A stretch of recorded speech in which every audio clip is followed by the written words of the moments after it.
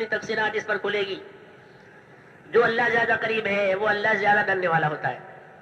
رسول صلی اللہ علیہ وسلم فرماتے ہیں انی لاخشاکم واتقاکم، یاد رکھو میں تم میں سب سے زیادہ اللہ سے ڈرنے والا ہوں، اور تم لوگوں میں سب سے زیادہ میں اللہ کی نافرمانیوں سے، اس کی ناراضگی سے بچنے والا ہوں. اخشا اور اتقا. جی ہاں، اس لیے یہ بات ہمارے اندر آ جائے تو پھر ہم نکلیں گے. انبیاء کرام کی محنت سے لوگ اندھیروں میں سے اجالے میں آتے ہیں. ہر نبی لوگوں کو اندھیرے میں سے اجالے میں نکالتا ہے. لتخرج الناس من الظلمات الى النور. آپ بھی نکالیں گے تو یوں اندھیروں میں سے اجالے میں آئے گا کہ ان پر اندھیرا پڑا ہوا ہے، غفلتوں کا، گناہوں کا. اب روشنی پڑی، ہاں ایمان کی محنت کی روشنی پڑی تو سب سے پہلے روشنی میں گناہ نظر آئے. ہاں یہ صحیح ہوا ہے. یہ اب یہ اپنی اصلاح میں اور اپنی فکر میں اور اللہ کو راضی کرنے میں چلے گئے. اس لیے یہ وہ صفت ہے میرے دوستو جو اس محنت کے ذریعے سے ہمارے اندر اللہ تعالیٰ پیدا کرے، اس کی طلب پیدا کرنی ہے. پھر دکان میں بیٹھ کر بھی یہ پرہیزگار ہے اور گھر میں بھی یہ پرہیزگار ہے، جہاں جاوے یہ پرہیزگار ہے. یعنی اللہ کی حد پر رہے گا، دوستی کرنے میں، دشمنی کرنے میں، ہر بات میں. کیوں ڈر پیدا ہو گیا. ہمارے ایک دوست تھے، انتقال کر گئے. ہم ساتھ کھانا کھاتے تھے. میں پوچھ گیا اور کھاؤ کہ نہیں. یہ کیوں؟ کہ اندر سے آواز آ رہی ہے لا تسرفوا لا تسرفوا، کیونکہ اللہ نے حکم دیا کلوا واشربوا ولا تسرفوا، کھاؤ پیو، فضول نہ کرو، فضول خرچی نہ کرو. کہ ہو گیا، اندر سے آ رہا ہے. مجھے اس کی بات نے اتنا فائدہ دیا ہے میں کیا بتاؤں. دیکھو اندر سے آ رہا. ہم تو قرآن شریف میں پڑھنے والا تو صرف اسراف نہ کرو، اور مجھے بہت پابند تھے وہ. میں اور کھاؤں کہ نہ، کیوں کہ اندر سے آواز آ رہی ہے کہ لا تسرفوا لا تسرفوا. بس ہو گیا، ضرورت نہیں ہے تو وہ چھوڑ دیتے تھے.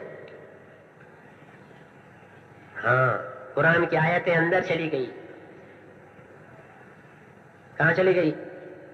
ہاں بل هو آیات بینات فی صدور الذین اوتوا العلم. قرآن کریم کی شان کہ وہ تو واضح روشن آیتیں ہیں کہ کہاں ہے؟ کہ علم والوں کے سینوں میں. قرآن سینوں میں رہتا ہے.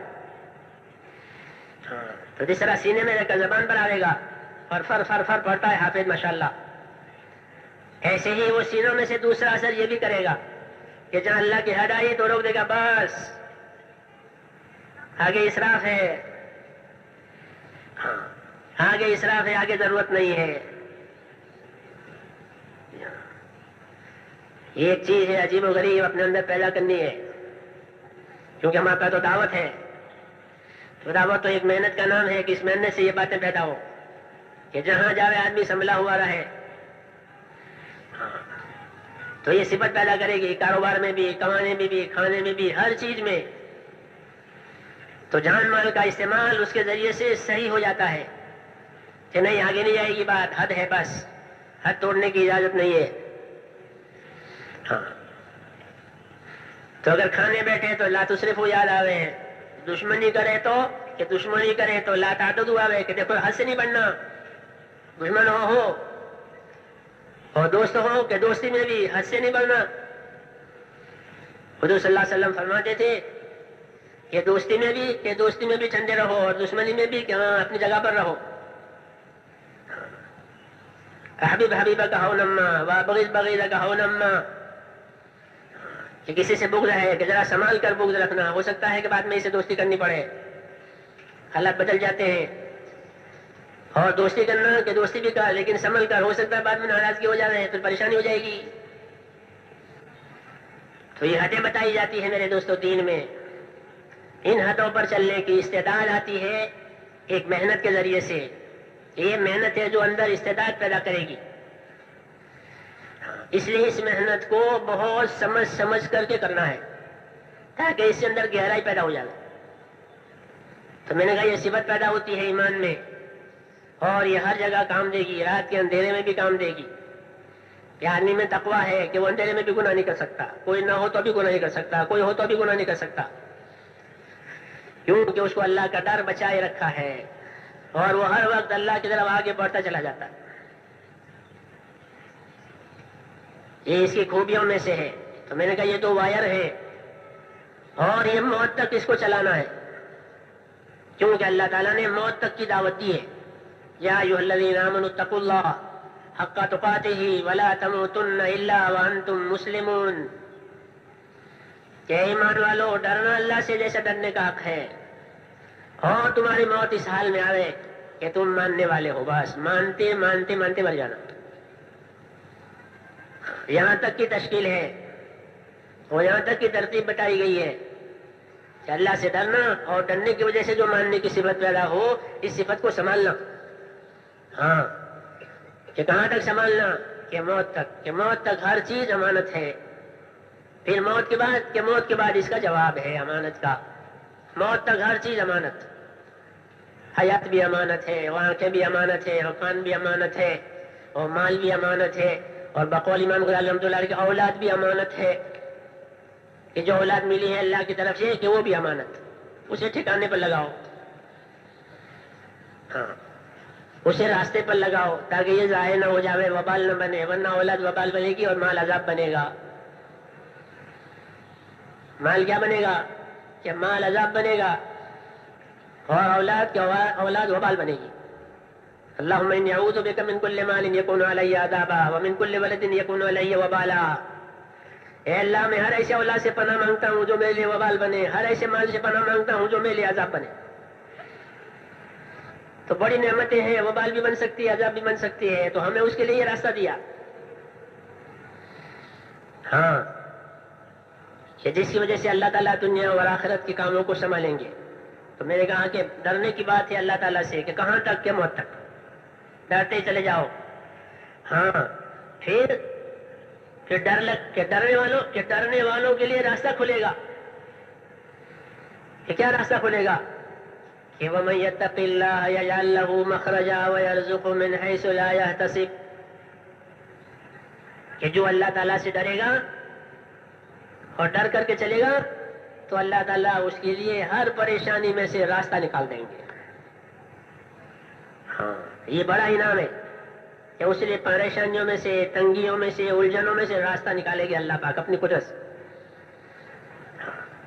اور اس کو روزی بھی دیں گے، کیونکہ حلال کی روزی کم ہوتی ہے، حرام زیادہ. تو مگر اس کو روزی دیں گے کہ کہاں سے دیں گے؟ کہ جہاں سے اس کا خواب و خیال نہیں ہوگا وہاں سے دیں گے. جہاں تک اس سوچ پہنچے گی اس سے آگے سے. بڑا انعام ہے.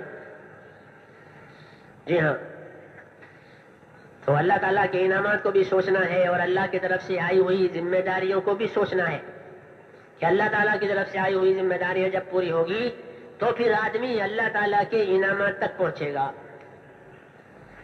یہ قاعدہ ہے کہ اپنی ذمہ داریوں کو اتنی پوری کر لو کہ تمہیں انعام تک پہنچا دے. پھر انعامات کے دروازے کھلیں گے اور آسانی آ جائے گی. ان مع العسر یسرا. یاد رکھو دشواری کی بھی آسانی آتی ہے.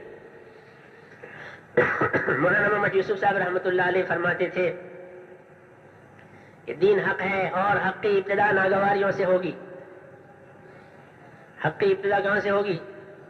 کہ حق کی ابتدا ناگواریوں سے ہوگی.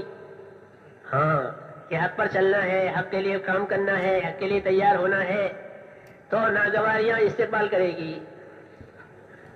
جی ہاں، رکاوٹیں پیش آئے گی، مخالفتیں ہوگی، دشمنیاں بھی ہوگی. جیسے نبی کے سامنے پہل کیا ہے کہ دشمنی. وَكَذَلِكَ جَعَلْنَا لِكُلِّ نَبِيٍّ عَدُوًّا مِّنَ الْجِنِّ وَالْإِنسِ. قدرت کا نظام ہے کہ ہر نبی کے لیے جن اور انس دشمن بن کر آتے ہیں.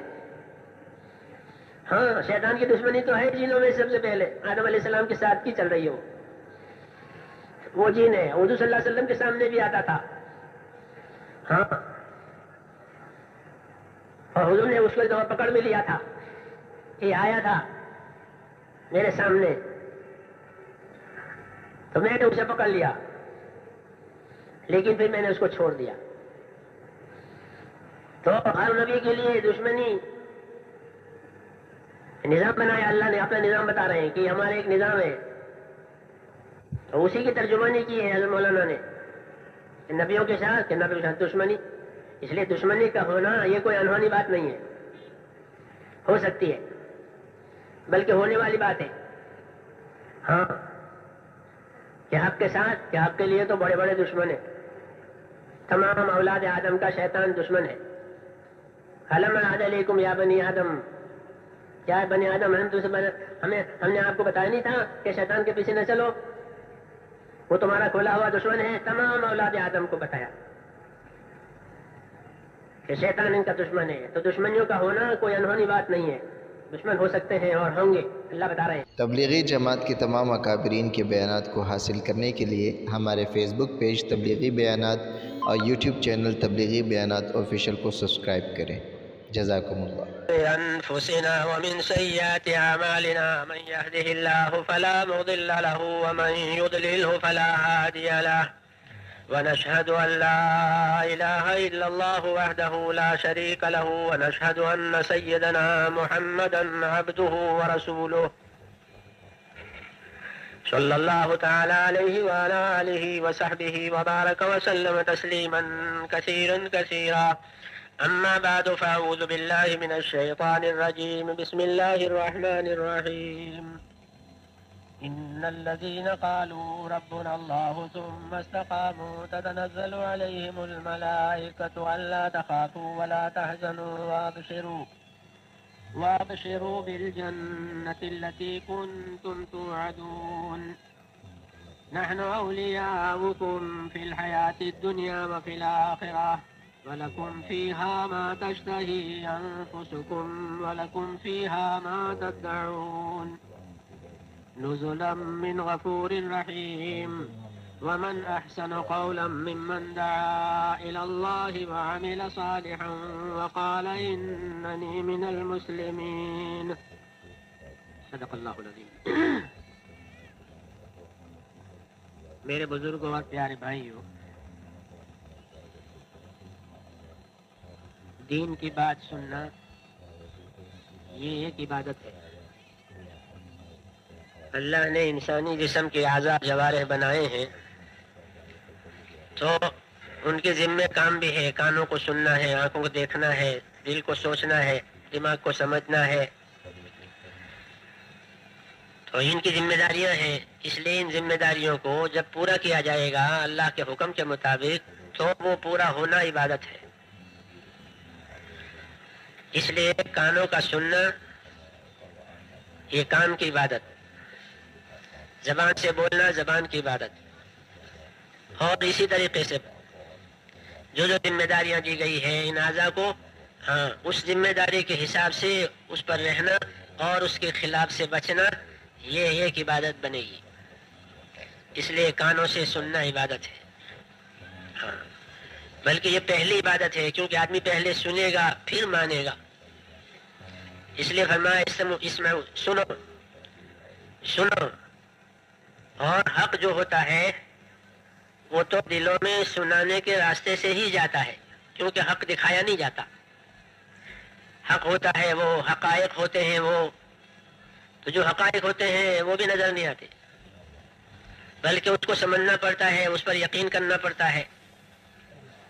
اللہم انت الحق، معصور ذکر میں ہے اللہم انت الحق ووعدک حق ولقاؤک حق وقولک حق والجنت حق والنار حق والنبیون حق ومحمد رسول اللہ حق. یہ سب حق ہے، حقائق ہے. ان میں سے ایک بھی نظر نہیں آ رہی بات، مشاہدے میں اور نظروں کے سامنے نہیں ہے، لیکن اس کو سننا ہے، اس کو ماننا ہے کہ اللہ حق ہے، معبود برحق ہے. لا معبود بحق الا اللہ، کوئی معبود برحق اللہ کے سوا نہیں ہے. اور ایسے ہی آخرت کے حق ہے، ولقاؤ کا حق کہ اللہ سے ملنا ہوگا ہر انسان کو، تو یہ حق ہے. اور اللہ کا وعدہ کہ یہ بھی حق ہے، اور اللہ کی بات، اللہ کا کلام کہ یہ بھی حق ہے، اور جنت کے حق ہے، جہنم حق ہے. جی ہاں. اور انبیاء کرام کہ یہ حق ہے، سب حق لے کر آئے ہیں، ان کو ماننا ہے، ان کی تصدیق کرنی ہے. اور محمد رسول اللہ کہ یہ بھی حق ہے، حق لے کر آئے ہیں. انا ارسلناک بالحق بشیرا ونذیرا، اے نبی ہم نے آپ کو بھیج دیا ہے حق کے ساتھ بشیر اور نذیر بنا کر. تو میرے دوستو یہ سب حقائق ہیں مگر یہ نظر آنے والی چیزیں نہیں ہیں. جیسے دنیا کی چھوٹی بڑی چیزیں نظر آتی ہے, آسمان نظر آتا ہے, سورج نظر آتا ہے, زمین نظر آتی ہے, پہاڑ اور سمندر, یہ سب مشاہدے میں ہے. اس لیے اس کے سنانے کی ضرورت نہیں, آدمی جا کے دیکھ لے. اور یہ حقائق ہے کہ اس کو سنایا جائے گا, کیونکہ حق سننے کے راستے سے اور باطل دیکھنے کے راستے سے. جتنا باطل ہے وہ دکھایا جاتا ہے, ہاں, کیونکہ دیکھنے کے سوا باطل کا کوئی راستہ نہیں ہے. اور یہ راستہ کہ حق کا راستہ ہے کہ یہ سنایا جائے گا, سمجھایا جائے گا, سنا کر سمجھا کر کہ اس کو دلوں میں بٹھایا جائے گا. کبھی سمجھانے والوں کو چل کے جانا پڑے گا, کبھی سمجھنے والے چل کر آئیں گے سمجھنے کے لیے. ہاں, طلب پیدا ہوگی تو سمجھنے کے لیے جائیں گے, جب بے طلبی پیدا ہو جائے تو سمجھانے والوں کو چلایا جائے گا کہ تم ہی جا کے پہنچا دو, تم ہی جا کے سمجھا لو. وَقُلْ لَهُمْ فِي أَنفُسِهِمْ قَوْلًا بَلِيغًا. ہاں, کیا آپ ان کو برابر مضمون سنائیے, ان کو حضور صلی اللہ علیہ وسلم کو اللہ خطاب کر کہہ رہے ہیں. ہاں, کیونکہ یہ کم سمجھنے والے ہیں, تو برابر آپ کافی وافی سنائیں ان کو. تو حق کا یہ مزاج ہے کہ اس کو خوب سمجھایا جائے گا, اس کو خوب پھیلا کر کے بتلایا جائے گا, یہاں تک کہ سنتے سنتے اور اس کو مانتے مانتے اس کا یقین آ جائے. ہاں یہی ہے. تو یہ کام ہے. میں نے اس پر عرض کیا تھا کہ سننا بھی بڑی عبادت ہے. ہاں, بڑی عبادت. اس لیے دھیان سے ہم اس بات کو اپنے اندر اتارنے کے لیے سنیں. بولنے والا بھی محتاج ہے اور سننے والا بھی محتاج ہے. کہ بولنے والے کو بھی ضرورت ہے کہ بولنا بھی اس لیے ہے کہ میرے اندر اتر جاوے, کہتے کہتے ہاں یہ بیٹھ جاوے اندر, اور سننے والا بھی اس لیے سننے کہ میرے اندر بیٹھ جاوے. اس لیے اپنے اندر بٹھانا ہے. جب تک بات اندر نہیں بیٹھے گی وہ اپنا کام نہیں کرے گی. دوا جب تک اندر نہیں جاتی اپنا کام نہیں کرتی. جب دوا اندر پہنچ جائے گی وہ اپنا کام کرے گی.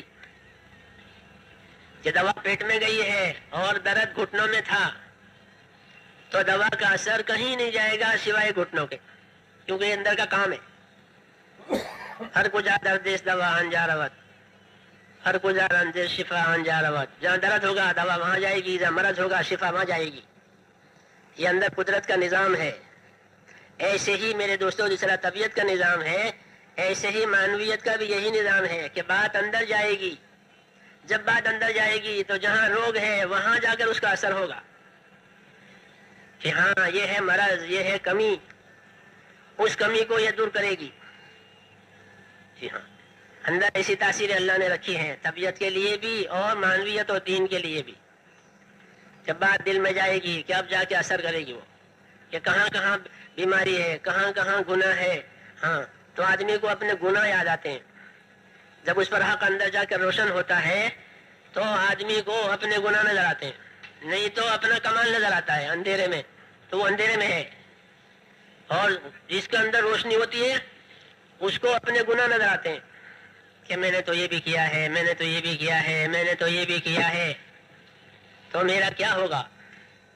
حضور صلی اللہ علیہ وسلم کے پاس لوگ آتے تھے, ہاں, جب ان کے سامنے بات کھلی تو وہ آ کر ایمان لا کر کہتے یا رسول اللہ میں نے تو یہ بھی کیا, میں نے تو یہ بھی کیا. عمرو بن عاص کہتے تھے یا رسول اللہ میں نے تو یہ بھی کیا, میرا کیا ہوگا. ہاں, خالد بن ولید کہتے تھے میں نے تو یہ کیا, میرا کیا ہوگا. جی ہاں, حضور صلی اللہ علیہ وسلم فرماتے تھے کیا تو ہمیں آپ کو معلوم نہیں ہے کہ اللہ تعالیٰ ایمان کی وجہ سے سارے گناہ معاف کر دیتے ہیں. آپ کو معلوم نہیں ہے کہ ہجرت کی وجہ سے اللہ سارے گناہ معاف کر دیتے ہیں. آپ کو معلوم نہیں ہے کہ حج کی وجہ سے اللہ سارے گناہ معاف کر دیتے ہیں. تو ان کو فکر ہو گئی, رسول صلی اللہ علیہ وسلم تسلی دے رہے ہیں. ہاں, ایمان لاؤ گے تو سارے گناہ معاف ہو جائیں گے, ہجرت کرو گے سارے گناہ معاف ہو جائیں گے, حج کرو گے سارے گناہ معاف ہو جائیں گے, کیونکہ ان کو اپنے گناہ ستا رہے ہیں. ہاں, کہ گناہ کیوں ستا رہے ہیں کہ اندر حق روشن ہو گیا. تو حق کی روشنی اندر روشن ہوتی ہے تو وہ ڈراتی ہے.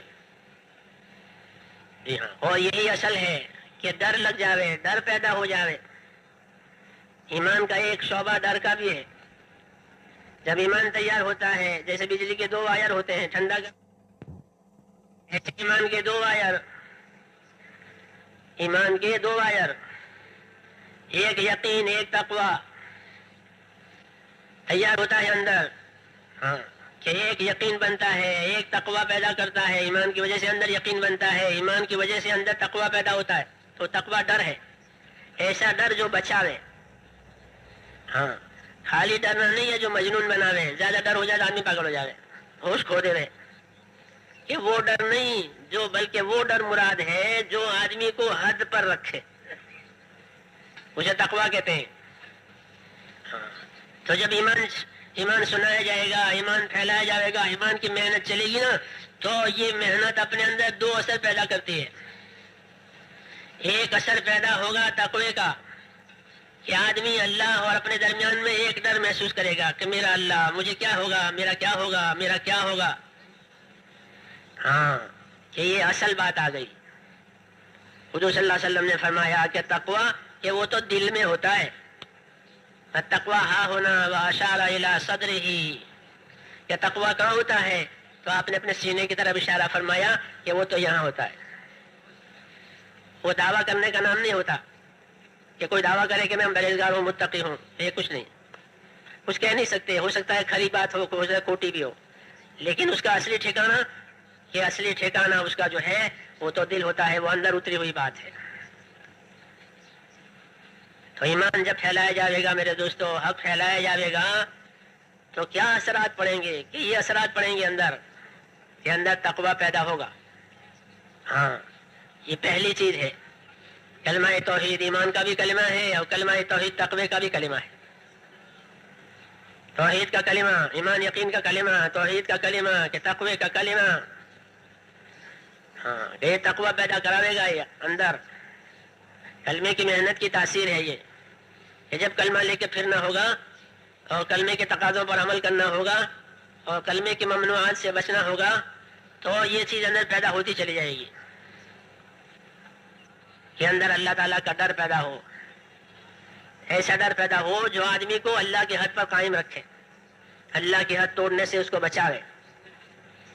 ہاں یہ پیدا ہونا ضروری ہے اپنی زندگی میں دین کے تقاضوں کو پورا کرنے کے لیے، اور جان اور مال کو صحیح استعمال ہونے کے لیے جو دوا ہے وہ تقوی ہے۔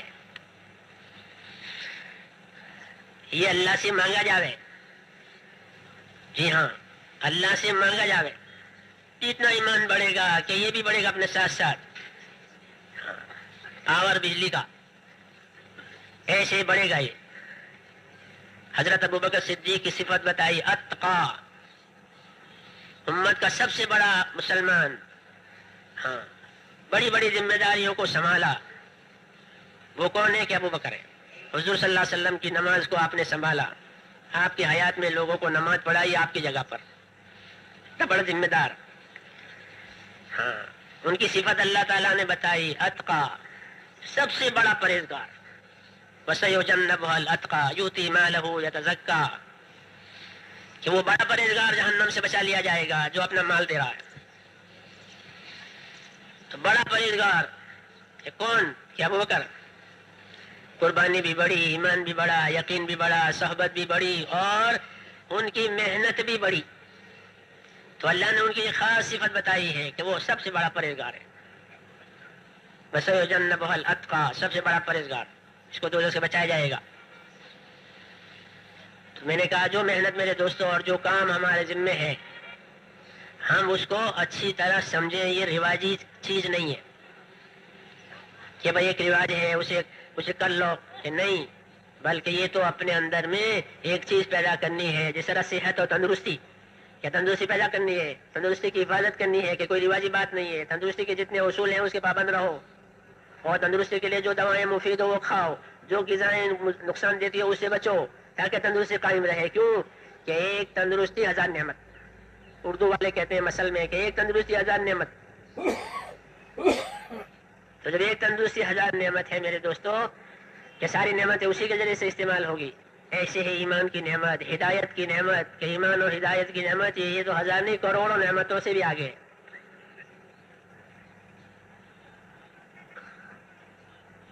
اس لیے یہ کام ہے یہ کہ اس کے ذریعے سے یہ دو باتیں پیدا ہوں گی. ایک اندر کا تقویٰ بڑھے گا، اور جب تقویٰ بڑھے گا تو زندگی کے ہر شعبے میں یہ اللہ کی حد پر رہے گا. عبادت میں لگے گا تو عبادت میں لین دین لوگوں سے کرے معاملات، تو معاملات میں کہ اللہ کی حد، اس معاملات میں اللہ نے کیا فرمایا ہے، تو لوگوں سے لین دین کرنے میں، خریدنے میں، فروخت کرنے میں، سب چیزوں میں اس کے اندر ڈر ہے. اس لیے یہ حد نہیں توڑے گا، خریدے گا بھی، بیچے گا بھی، تجارت بھی کرے گا، لین دین کرے گا، لیکن حد نہیں توڑے گا. کیوں کہ اس کے اندر اللہ کا ڈر ہے. ہاں، ایک عجیب دوا ہے یہ جو ہر مرض میں کام دے. ابو ذر غفاری نے حضور سے پوچھا کہ کوئی خاص نصیحت، کیا علیک بتقوی اللہ، کہ تم اللہ سے ڈرو، اپنے اندر تقویٰ پیدا کرو. کہ ساری خوبیوں کی اور ساری بھلائیوں کی جڑ یہی ہے، اور ساری برائیوں سے بچانے کی دیوار بھی یہی ہے. اس کام کے منافع میں سے اور اس کام کے فائدوں میں سے ایک یہ بھی ہے کہ اللہ تعالیٰ کا ڈر اس کے ذریعے سے مومن میں پیدا ہوتا ہے، اور اس کو اس کے گناہ ستاتے ہیں. جب اس کے گناہ اس کو ستائیں گے تو کہاں جائے گا یہ؟ تو جب اس کے گناہ اس کو ستائیں گے تو وہ اللہ کی طرف جائے گا. ہاں، کہ اب گناہ گار ہوں، خطا وار ہوں، میری خطا معاف کر دے، تو اللہ تعالیٰ اس کے گناہوں کو معاف کر دے گا، کیونکہ یہ ڈر کر کے آیا ہے، یہاں گناہوں سے ڈرا ہے. ہاں، کہ دین نے اور دین کے کام نے اس کے اندر اثر پیدا کر لیا.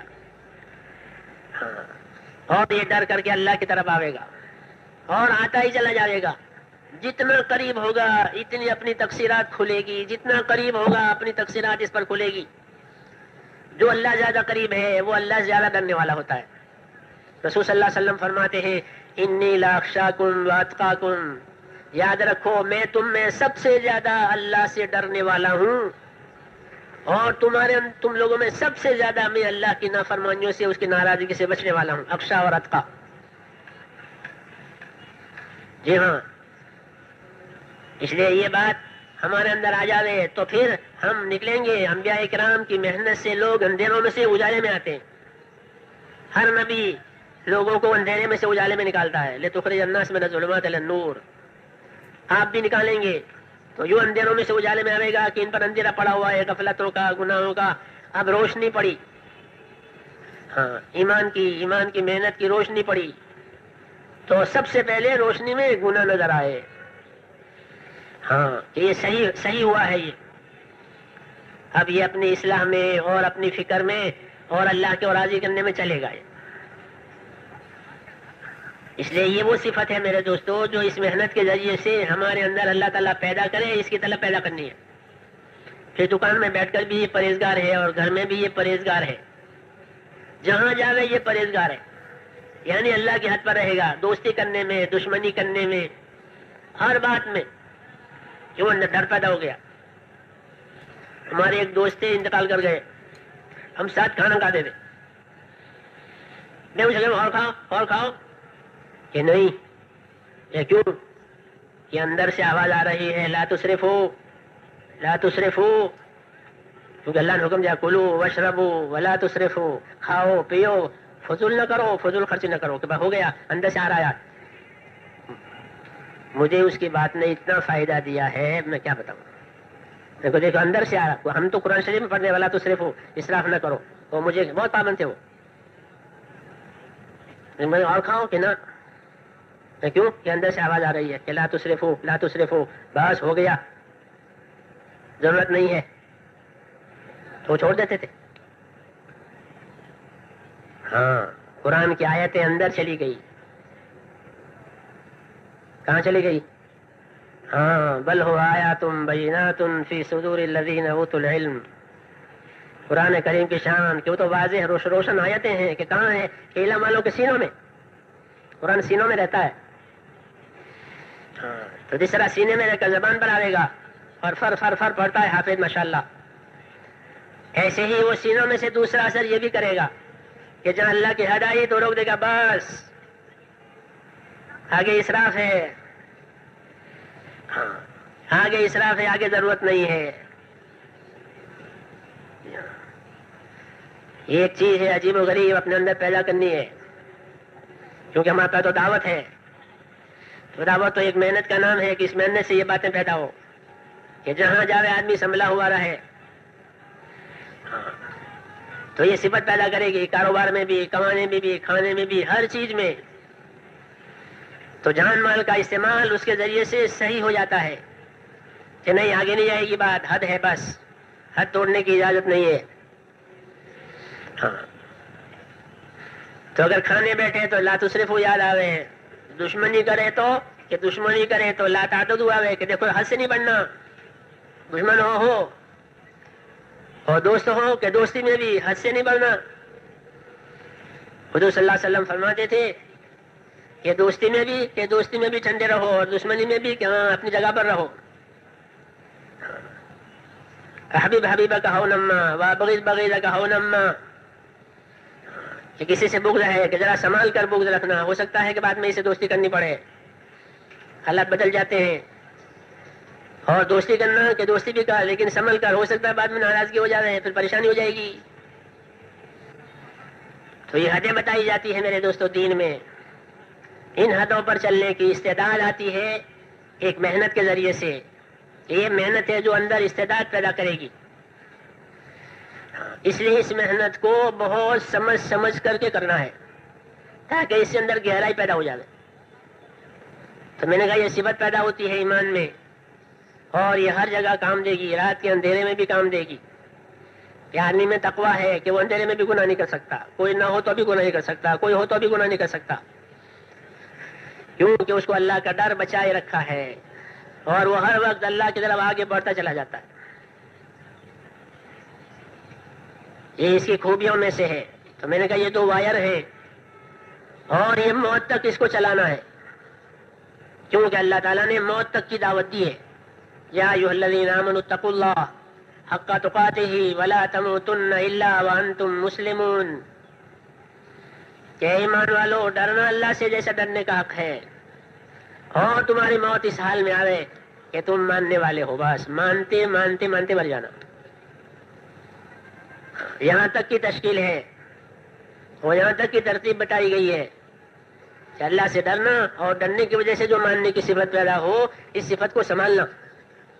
ہاں کہ کہاں تک سنبھالنا؟ کہ موت تک. کہ موت تک ہر چیز امانت ہے. پھر موت کے بعد کہ موت کے بعد اس کا جواب ہے امانت کا. موت تک ہر چیز امانت. حیات بھی امانت ہے، اور آنکھیں بھی امانت ہے، اور کان بھی امانت ہے، اور مال بھی امانت ہے، اور بقول امام غزالی رحمۃ اللہ علیہ کی اولاد بھی امانت ہے کہ جو اولاد ملی ہے اللہ کی طرف سے کہ وہ بھی امانت. اسے ٹھکانے پر لگاؤ، ہاں اسے راستے پر لگاؤ تاکہ یہ ضائع نہ ہو جاوے، وبال نہ بنے، ورنہ اولاد وبال بنے گی اور مال عذاب بنے گا. مال کیا بنے گا؟ کہ مال عذاب بنے گا اور اولاد وبال بنے گی. اللہم انی اعوذ بک من کل مال یکون علی عذابا ومن کل ولد یکون علی وبالا. اے اللہ میں ہر ایسے اولاد سے پناہ مانگتا ہوں جو میرے لیے وبال بنے، ہر ایسے مال سے پناہ مانگتا ہوں جو میرے لیے عذاب بنے. تو بڑی نعمتیں ہیں، وبال بھی بن سکتی ہے، عذاب بھی بن سکتی ہے، تو ہمیں اس کے لیے یہ راستہ دیا. ہاں کہ جس کی وجہ سے اللہ تعالیٰ دنیا اور آخرت کے کاموں کو سنبھالیں گے. تو میں نے کہا کہ ڈرنے کی بات ہے اللہ تعالیٰ سے کہ کہاں تک؟ کہ موت تک ڈرتے چلے جاؤ. ہاں پھر ڈرنے والوں کے لیے راستہ کھلے گا. کہ کیا راستہ کھلے گا؟ کہ وَمَن يَتَّقِ اللَّهَ يَجْعَل لَّهُ مَخْرَجًا وَيَرْزُقْهُ مِنْ حَيْثُ لَا يَحْتَسِبُ. کہ جو اللہ تعالیٰ سے ڈرے گا اور ڈر کر کے چلے گا تو اللہ تعالیٰ اس کے لیے ہر پریشانی میں سے راستہ نکال دیں گے. ہاں یہ بڑا انعام ہے کہ اس لیے پریشانیوں میں سے، تنگیوں میں سے، الجھنوں میں سے راستہ نکالے گے اللہ پاک اپنی قدرت سے. اور اس کو روزی بھی دیں گے کیونکہ حلال کی روزی کم ہوتی ہے، حرام زیادہ. تو اس کو روزی دیں گے کہ کہاں سے دیں گے؟ کہ جہاں سے اس کا خواب و خیال نہیں ہوگا وہاں سے دیں گے. جہاں تک کچھ سوچ پہنچے گی اس سے آگے سے. بڑا انعام ہے. جی ہاں، تو اللہ تعالیٰ کے انعامات کو بھی سوچنا ہے اور اللہ کی طرف سے آئی ہوئی ذمہ داریوں کو بھی سوچنا ہے کہ اللہ تعالیٰ کی طرف سے آئی ہوئی ذمہ داریاں جب پوری ہوگی تو پھر آدمی اللہ تعالیٰ کے انعامات تک پہنچے گا. یہ قاعدہ ہے کہ اپنی ذمہ داریوں کو اتنی پوری کر لو کہ تمہیں انعام تک پہنچا دے. پھر انعامات کے دروازے کھلیں گے اور آسانی آ جائے گی. ان مع العسر یسرا، یاد رکھو دشواری کی پیچھے آسانی آتی ہے. مولانا محمد یوسف صاحب رحمۃ اللہ علیہ فرماتے تھے کہ دین حق ہے اور حق کی ابتدا ناگواریوں سے ہوگی. حق کی ابتدا کہاں سے ہوگی؟ کہ حق کی ابتدا ناگواریوں سے ہوگی. ہاں، کہ حق پر چلنا ہے، حق کے لیے کام کرنا ہے، حق کے لیے تیار ہونا ہے تو ناگواریاں استقبال کرے گی. جی ہاں، رکاوٹیں پیش آئے گی، مخالفتیں ہوگی، دشمنیاں بھی ہوگی. جیسے نبی کے سامنے پہلے پہل کیا ہے کہ دشمنی. وَكَذَلِكَ جَعَلْنَا لِكُلِّ نَبِيٍّ عَدُوًّا مِّنَ الْجِنِّ وَالْإِنسِ. قدرت کا نظام ہے کہ ہر نبی کے لیے جن اور انس دشمن بن کر آتے ہیں. ہاں، شیطان کی دشمنی تو ہے جنوں میں سب سے پہلے آدم علیہ السلام کے ساتھ کی چل رہی ہے. وہ جن ہے، حضور صلی اللہ علیہ وسلم کے سامنے بھی آتا تھا. ہاں، اور حضور نے اس کو ایک دفعہ پکڑ میں لیا تھا کہ آیا تھا میرے سامنے تو میں نے اسے پکڑ لیا، لیکن پھر میں نے اس کو چھوڑ دیا. تو ہر نبی کے لیے دشمنی نظام بنایا اللہ نے. اپنا نظام بتا رہے ہیں کہ ہمارے ایک نظام ہے، تو اسی کی ترجمانی کی ہے حضرت مولانا نے کہ نبیوں کے ساتھ دشمنی. اس لیے دشمنی کا ہونا یہ کوئی انہونی بات نہیں ہے، ہو سکتی ہے بلکہ ہونے والی بات ہے. ہاں، کہ حق کے ساتھ، کہ حق کے لیے تو بڑے بڑے دشمن ہیں. تمام اولاد آدم کا شیطان دشمن ہے. علم اعد علیکم یا بنی آدم، کیا بنی آدم ہم نے آپ کو بتایا نہیں تھا کہ شیطان کے پیچھے نہ چلو، وہ تمہارا کھولا ہوا دشمن ہے. تمام اولاد آدم کو بتایا کہ شیطان ان کا دشمن ہے. تو دشمنیوں کا ہونا کوئی انہونی بات نہیں ہے. دشمن ہو سکتے ہیں اور ہوں گے. اللہ بتا رہے ہیں کہ نبیوں کا دشمن، پھر نبیوں کے راستے پر چلنے والوں کے ساتھ رکاوٹیں ڈالنے والے، یہ ہو گئی بات، انہونی بات نہیں ہے. تو فرماتے تھے کہ حق کے راستے میں اس کی ابتدا کے ناگواریوں سے ہوگی، ناگواریاں پیش آئے گی. اس لیے یہ بات ٹھہری میرے دوستو کہ ناگواریوں کا پیش آنا یہ اس کے حق ہونے کی علامت ہے. اس سے تو خوش ہونا چاہیے، مطمئن ہونا چاہیے کہ ہمارے راستے میں رکاوٹیں آئی ہیں، کہ ہاں کہ ہمارے حق ہونے کی ایک علامت ہے کہ ہمارا راستہ حق ہے. کہ حق کی علامت کیا؟ کہ رکاوٹیں آئے گی، دشواریاں کھڑی ہوگی، ہاں تنگی آئے گی، دشمنی آئے گی، اور بھاری لگے گا کام، بھاری طبیعت پر بوجھ مارو ہوتا ہے، بوجھ. تو اس کا بوجھ ہونا، کہ بوجھ ہونا بھی اس کے حق ہونے کی نشانی ہے. کہ جو چیز جتنی حق والی ہوتی ہے اتنی وہ وزندار لگتی ہے، بوجھ ہوتا ہے طبیعت پر. عشاء کی نماز بھاری، فجر کی نماز بھاری. 5 نمازوں میں کون سی نمازیں بھاری لگے؟ کہ عشاء اور فجر. اور ثواب بھی ان دونوں نمازوں کا زیادہ. حدیث شریف میں ہے کہ جو عشاء جماعت سے پڑھے اور فجر جماعت سے پڑھے تو کیا ثواب ملے گا؟ کیوں بھائی؟ فضیلتیں تو سنائی جاتی ہیں نا. جو عشاء کی نماز پڑھے جماعت سے، پھر سو جائے اور اٹھ کے فجر کی نماز با جماعت پڑھے تو اسے کیا ثواب ملے گا؟ فَكَأَنَّمَا قَامَ اللَّيْلَ كُلَّهُ.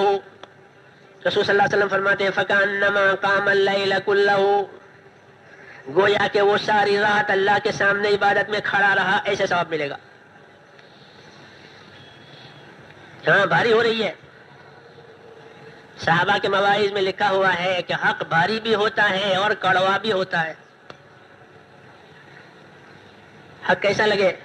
کہ کڑوا. تو اس کا کڑوا ہونا حق ہونے کی دلیل ہے، نفرت کی بات نہیں ہے. بودے نہ بنو، منع ہے کہ بودے نہ بنو. ولا تہنوا ولا تحزنوا، بودے نہ بنو، اگر حق کے راستے میں کوئی نقصان ہو گیا تو غمزدہ بھی نہ رہو، یہ کہہ رہے ہیں. ہاں کیوں کہ حق ہے، کہ کڑوا ہے، کہ یہ تو اس کے حق ہونے کی نشانی ہے، اور بھاری لگ رہا ہے کہ یہ تو اس کے حق ہونے کی نشانی ہے. دیکھو بارات میں جائیں نا لوگ، بارات میں تو بہت شوق اور بڑی آسانی، اور انہیں کو کہ جماعت میں چلو تو جماعت میں جانے والے زور پڑے. ہاں حالانکہ نہ وہاں کوئی سامان اٹھوانا ہے، نہ مٹی کھودوانی ہے، نہ کچھ نہیں، نہ یہاں بھی کچھ نہیں، لیکن جماعت میں جانا کہ بوجھ، اور رات کو نام لکھوا گئے تو صبح اس کو وصول کرنے جانا پڑے. ہاں اور بارات میں جانا ہو تو کہ بارات میں جاؤ تو نہ لے جاؤ تو ناراض ہو جاوے. ہاں کیونکہ کوئی بوجھ نہیں ہے، وہاں ہلکا ہے. تو جو چیز حق نہیں ہوتی نا وہ ہلکی ہے. صحابہ فرماتے تھے باطل ہلکا اور حق کڑوا، اور فرمایا باطل میٹھا اور حق کڑوا، باطل ہلکا حق بھاری.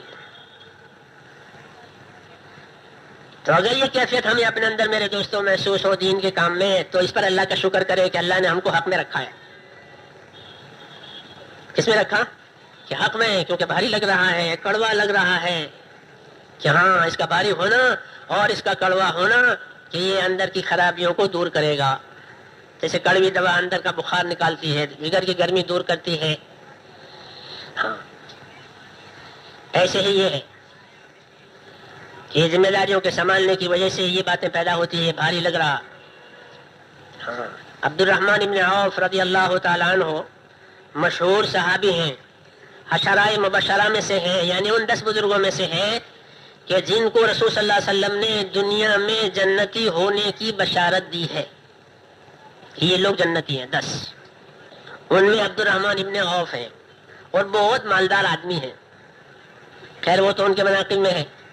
انہوں نے اپنی پوری زندگی کا ایک خلاصہ دیا، ایک تجربہ دیا، جیسے پوری ایک رپورٹ ہوتی ہے پوری زندگی کی، اور ہمارے لیے ایک رہبری دی. آپ چاہیں تو آپ کو بھی سنا دیں. کیوں بھائی سو رہے ہیں؟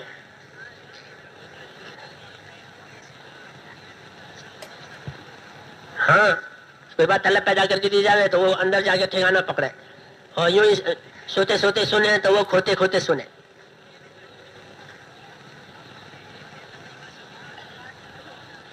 تو کیا رپورٹ دی پوری زندگی کی؟ پوری زندگی کی رپورٹ انہوں نے یہ دی ہے اپنی محنت کے بعد کہ انا وجدنا خیر الخیر فی الکرہ. یہ ان کے کلمات ہیں، انا وجدنا خیر الخیر فی الکرہ، کہ ہم نے ساری خیر ناگواریوں میں پائی. یہ پوری زندگی کا نچوڑ ہمارے سامنے رکھ دیا کہ تمہیں خیر کہاں سے ملے گی، کہ ناگواریاں برداشت ہوگی اور تمہیں خدا کی طرف سے خیر ملے گی. بہت سمجھدار آدمی تھے، تاجر تھے، کیونکہ تاجر آدمی جو ہوتا ہے نا، تاجر لوگ معاملہ فہم ہوتے ہیں. تاجر ان کی سمجھ بہت عجیب غریب ہوتی ہے، معاملے کو سمجھتے ہیں، لوگوں کو بھی سمجھتے ہیں. تاجر رات دن ان کو پالا پڑتا ہے. ہاں اور عملی لوگ ہوتے ہیں تاجر، تو یہ ان میں سے تھے. خاص مشیر تھے عبد الرحمن حضرت عمر کے، خاص مشورہ دینے والوں نے. جی ہاں تو وہ ساری امت کو یہ مشورہ دے رہے ہیں کہ انا وجدنا خیر الخیر فی الکرہ، کہ دیکھو ہم نے ساری خیر ناگواریوں کے اندر پائی ہے. تو ناگواریوں سے نہ گھبراؤ، کیونکہ اس کے پیچھے اللہ نے خیر رکھی ہے. ہاں اللہ تعالیٰ ناگواریوں کے راستے سے خیر دیتا ہے، تو وہ خیر لینے والے مخلص ہوتے ہیں. کون ہوتے ہیں؟ مخلص. کیونکہ غرض مند تو ٹھہر نہیں سکتا، مطلبی صبر کر نہیں سکتا، اور غرض مند ٹھہر نہیں سکتا. منافقین چلے جاتے تھے میدان میں سے، اجازتیں لے کر خندق کھود رہے ہیں، لوگ بھوکے ہیں، اور یہ اجازت لے کر چلو گھر چلو گھر. یہ نہیں ٹھہر سکتے تھے ناگواریوں میں. ہاں اور بہانے بناتے تھے کہ ہمارے گھر پر کوئی نہیں ہے دیکھ بھال کرنے والا، حالات اچھے نہیں ہیں، تو ہم کو تو اجازت دیجیے ہم گھر چلے جائیں گے. ان بیوتنا عورا، ہمارے گھر تو ویسے پڑے ہوئے ہیں. اللہ فرماتے ہیں کہ ان کے گھر ایسے نہیں ہیں، لیکن یہ ایسے بھاگنا چاہتے ہیں. کیونکہ یہ غرض مند لوگ ہیں، مخلص نہیں ہے. ہاں تو ناگواریوں پر کون جمے گا؟ کہ ناگواریوں پر تو اخلاص ایمان والا جمے گا، اللہ سے ڈرنے والا جمے گا. ہاں اس لیے اللہ تعالیٰ ان کو ناگواریوں کے راستے سے جو ہے خیر عطا فرماتا ہے. یقین کرنے کی بات ہے یہ. کس کی بات ہے؟ ہاں یقین کرنے کی بات ہے. جس طرح تجربیات ہے کہ کڑوی دوا سے بخار جائے گا، تو یہ کس کی بات ہے؟ تجربے کی بات. اور یہ کیسی بات کہ یقین کی بات، کہ جہاں ناگواریاں آئی دین کے راستے کی، کہ ناگواریاں خیر کے دروازے کھلوا دے گی. لیکن اس میں پیغمبر صلی اللہ علیہ وسلم کی رائے یہ تھی کہ یہ ناگواریوں والے اور برداشت کرنے والے جلدی نہ کریں. کیا نہ کریں؟ جلدی نہ کریں. ہاں بلکہ لگے رہیں، جلدی نہ کریں. ہاں یہ عجیب مشورہ ہے نبوت کا کہ ناگواریاں آئے گی، ہاں رکاوٹیں آئے گی، سب کچھ ہوگا، تم جلدی نہ کرو. کیوں کہ اللہ تعالیٰ اپنی حکمت سے کام کرنے والا ہے. کیا کرنے والا ہے؟ اللہ حکمت سے کام کرتے ہیں. جی ہاں یہ بھی سمجھنے کی بات ہے کہ حق تعالیٰ شانہ اپنے کاموں کی تدبیر کرتے ہیں مگر حکمت سے کریں گے. ہاں اللہ علیم و خبیر ہے، وہ اپنے کاموں کی تدبیر حکمت سے کریں گے. تو حضور صلی اللہ علیہ وسلم نے اصحاب کو ایک دفعہ مشورہ دیا. صحابہ حضور صلی اللہ علیہ وسلم کے پاس شکایت لے کر کے آئے، یعنی درخواست لے کر آئے، اور وہ درخواست کے کلمات یہ تھے: الا تدعو لنا، الا تستنصر لنا. یا رسول اللہ ہمارے واسطے دعا کیوں نہیں ہو رہی ہے؟ یا رسول اللہ ہمارے لیے مدد کیوں نہیں طلب فرما رہے ہیں؟ سن رہے نا حضرات؟ ہاں جیسے لوگ جاتے ہیں نا بڑوں کے بعد ہمارے لیے دعا کرو، ہوتی یہ بات مناسب ہے. تو یہ لائے بات الا تدعو لنا بقراری ہے. یا رسول اللہ ہمارے لیے دعا کیوں نہیں فرماتے، اور ہمارے لیے آپ مدد کیوں نہیں طلب فرماتے اللہ سے؟ کیا ہو گیا؟ یا رسول اللہ اس مکی زندگی میں ہم کتنے پریشان ہیں، خوف بھی ہے، بھوک بھی ہے، چین نہیں ہے بالکل بھی. اتنا خوف ہے کہ رات کو بھی جو ہے رات صحیح بسر نہیں ہو رہی ہے، اور پیٹ بھرائی روٹی بھی نہیں مل رہی ہے. شدید حالات ہیں. ہاں تب حضور صلی اللہ علیہ وسلم نے کیا جواب دیا؟ تو یوں کہتے ہیں کہ حضور صلی اللہ علیہ وسلم نے اس کا جواب تسلی کا نہیں بلکہ تربیت کا دیا. کیسے جواب دیا؟ تربیت کا جواب. ایک تو تسلی کا جواب، ہاں ہاں ٹھیک ہو جائے گا، گھبراؤ مت، ہم کرتے ہیں، ایسا نہیں. کیونکہ نبی کے ذمہ ہے اپنی امت کی تزکیہ اور تربیت. تو آپ کا جواب تربیت کا آیا، اور تربیت کا جواب یہ آیا کہ دیکھو تم سے پہلے زمانے میں بھی لوگ ایمان پر جیے ہیں، ایمان کے تقاضوں پر زندہ رہے ہیں، اور ایمان کے تقاضوں پر زندہ رہنے کی وجہ سے بعضوں کو تو آرے سے سیدھا چیر دیا گیا، ان کے 2 ٹکڑے ہو گئے.